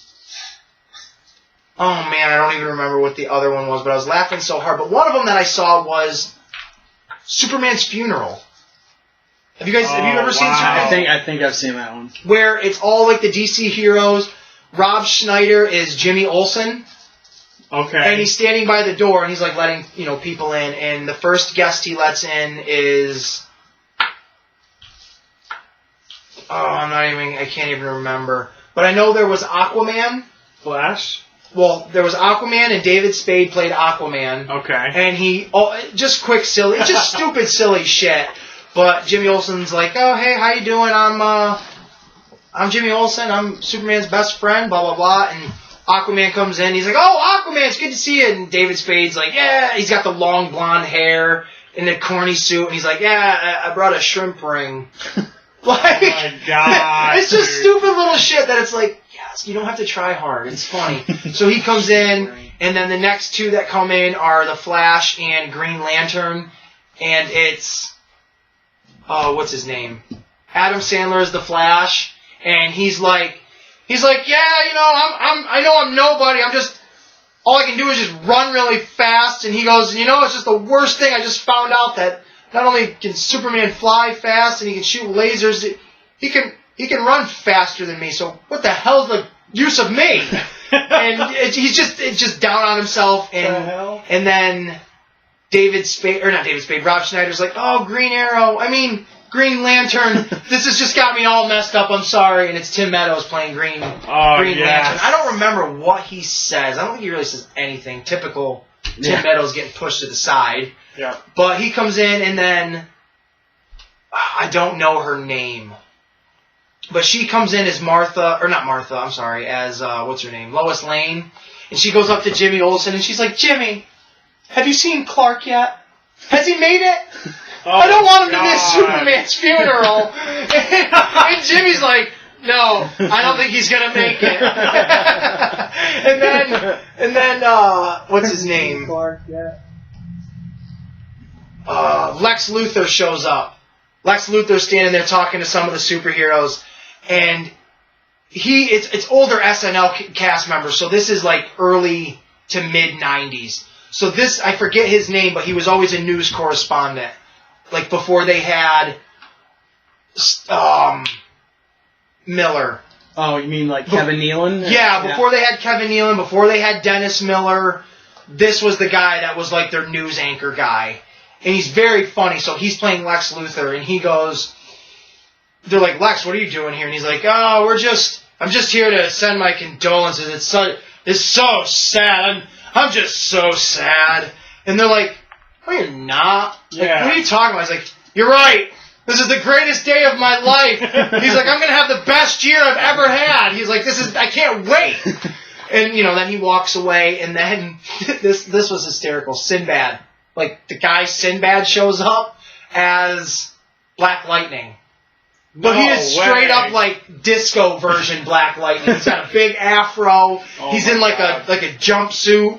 And Rob Schneider's like, no, who are you? And he's like, oh, I'm Black Lightning, man. Like, I zap things, and I'm friends with all these guys. I was Superman. I taught Superman how to fly. And Batman's over at like the podium, and it's Dana Carvey as Batman, and Chris Rock is Robin. Yeah, like, I have no idea. So Sinbad looks over and he yells to Batman. He's like, "Yo, Batman, it's me, Black Lightning." And Batman looks at him. He's like, I don't know who you are. and Jimmy Olsen's like, look, I'm Superman's best friend. You gotta go. I don't know if he's like, if it was me in charge. And Black Lightning, he goes, oh, so it's like that? Everybody looks at him and he just does this. He goes, Black Lightning, out, and then just leaves. And I'm like, that is so fucking great. So then you get back up to the podium. It's Batman. He's like, we've got a couple guys from Marvel here that want to talk. Oh, no. I don't know who did Mr. Fantastic. He didn't say anything. And then there was someone as Spider-Man, and then Chris Farley was the Incredible Hulk. So he gets up there looking like the Hulk, and he's like, I, Hulk, so this hard. And then he goes, I'm so glad I wrote it down. Pulls out a piece of paper, pulls out glasses, puts the glasses on, pulls out a piece of paper, and he goes, Well, I'm really sorry that Superman has died. This is a very, it goes right into like a normal person. Oh my God. And then he folds it up, puts it away, takes the glasses off, tucks it back, and goes, ah! Oh! Hulk smash! And then he just breaks the podium. They walk him off, and then something else happens. They all leave the funeral. I forget. And then it ends the woman as Lois Lane again. She's looking out the door. She goes, Clark! Where are you? And then like it freeze frames on her. I was laughing my fucking ass off. Funny. I'm like, I love Saturday Night Live. How have I never seen this? I think Clark's gonna make it. No, I don't think he'll be here for this one. Was it Molly Shannon that played? No, it wasn't her. It was Sherry O'Terry. No, it wasn't any. It was. Oh, you guys know. I can't think of anything that she's in because she's not really a main. One of the peripheral. No, she definitely was, but if she ever had like they would have never done a Saturday Night Live movie because she never had a character. Is it the one that was on? She's heavier set with like fuller lips, and she's got like more of a like a whiny voice. Oh, Rachel Dratch. Maybe I think she was in the Beethoven movies like later on. Let me look her up because it's gonna bother me. I thought it might have been the one on King of Queens that dates Spence. That's Mad TV. That's Nicole. No.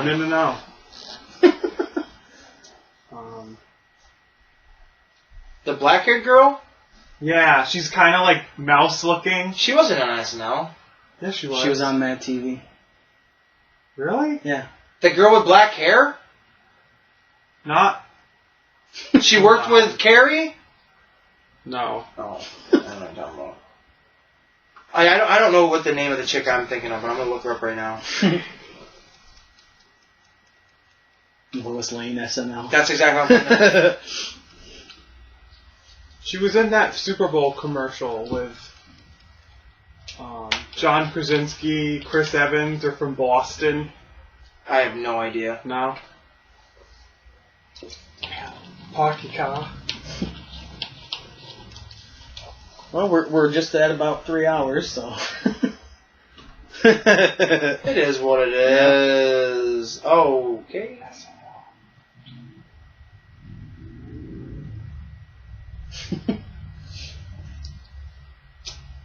Tim Meadows came to like Albany like last year. Did he really? Yeah. I'd like to meet him. Oh man, I would like to see him live. That'd be cool. The Ladies Man. I love that movie. Me too. I thought that was a great movie. Mm-hmm. I quote that all the time. Why aren't they fucking telling me who it is?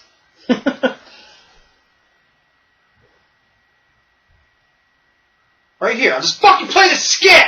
Play the skit. And then somebody can be like, oh yeah, her! Fuck her name. I don't need to know her name. Obviously it's not important enough for the last 30 fucking years of her being on SNL that I need to know her fucking name! Julia Sweeney. There you go. Look at the Hulk. Look at him. Oh, Julia Sweeney. I wouldn't have known that. Oh, Hawkman and Hawkgirl were the first two. Jimmy Olsen, Superman's pal. Gotta see this. Don't be silly. Look at Who's this. we know you? Oh. Jimmy? It's a terrible thing. I know, I'm just kind of dumb. Wow. Look at You that gotta watch the Hawkman. skits. You gotta watch these. That's very, very funny. But yeah, her, Sweeney Todd. What was her name? Laura Sweeney. Her. Julia Sweeney? Or Julia Sweeney, one of them. It's a very funny skit. I recommend it. So on that note, for the final note, the note of all notes, the note to be noted down, take a note, notebook. What are some other things with notes in it? C-Note. C-note. Notepad. Notepad. Notebook. Notebook. The movie. I said that. Wasn't there like an anime? Oh, Death Note? Oh, yep, Death Note. That's what it was. Note to self. Post-it note. Post-it note. Yep. Notary. Notary. And there you go. That's about it. Yeah. That's about it. We would like to thank you for, if you did join us, and for joining us the full duration of this epically long, overly due, always entertaining podcast that we seem to continue to do because no one has yet to cancel us. Not even the coronavirus is going to keep us down. That's right. No social distancing allowed. Nope, we've kept it down to the 3 minimum. We're all happy, healthy, and ready to say our adieu. So, Marcadius, don't say adieu. Don't say goodbye. Goodbye. Thank y'all. Peace out. There you go. Deadly Dave. Thank you very much for checking us out, and hope you keep watching. And I am, as always, the wild card, Ace Williams. This was the Comic Shop. Definitely make sure you check us out again on the Wrestling Ring and at the Comic Shop. We're a Comic Wrestling Podcast. That's about it. Give us a like. Give us a like. Subscribe. Check us out. Tell your friends. Tell your mother. Tell your grandmother. That's the end, folks. You know you got time now. Mark, you're just dragging it on. He's dragging it on, folks. End it. Cut, print.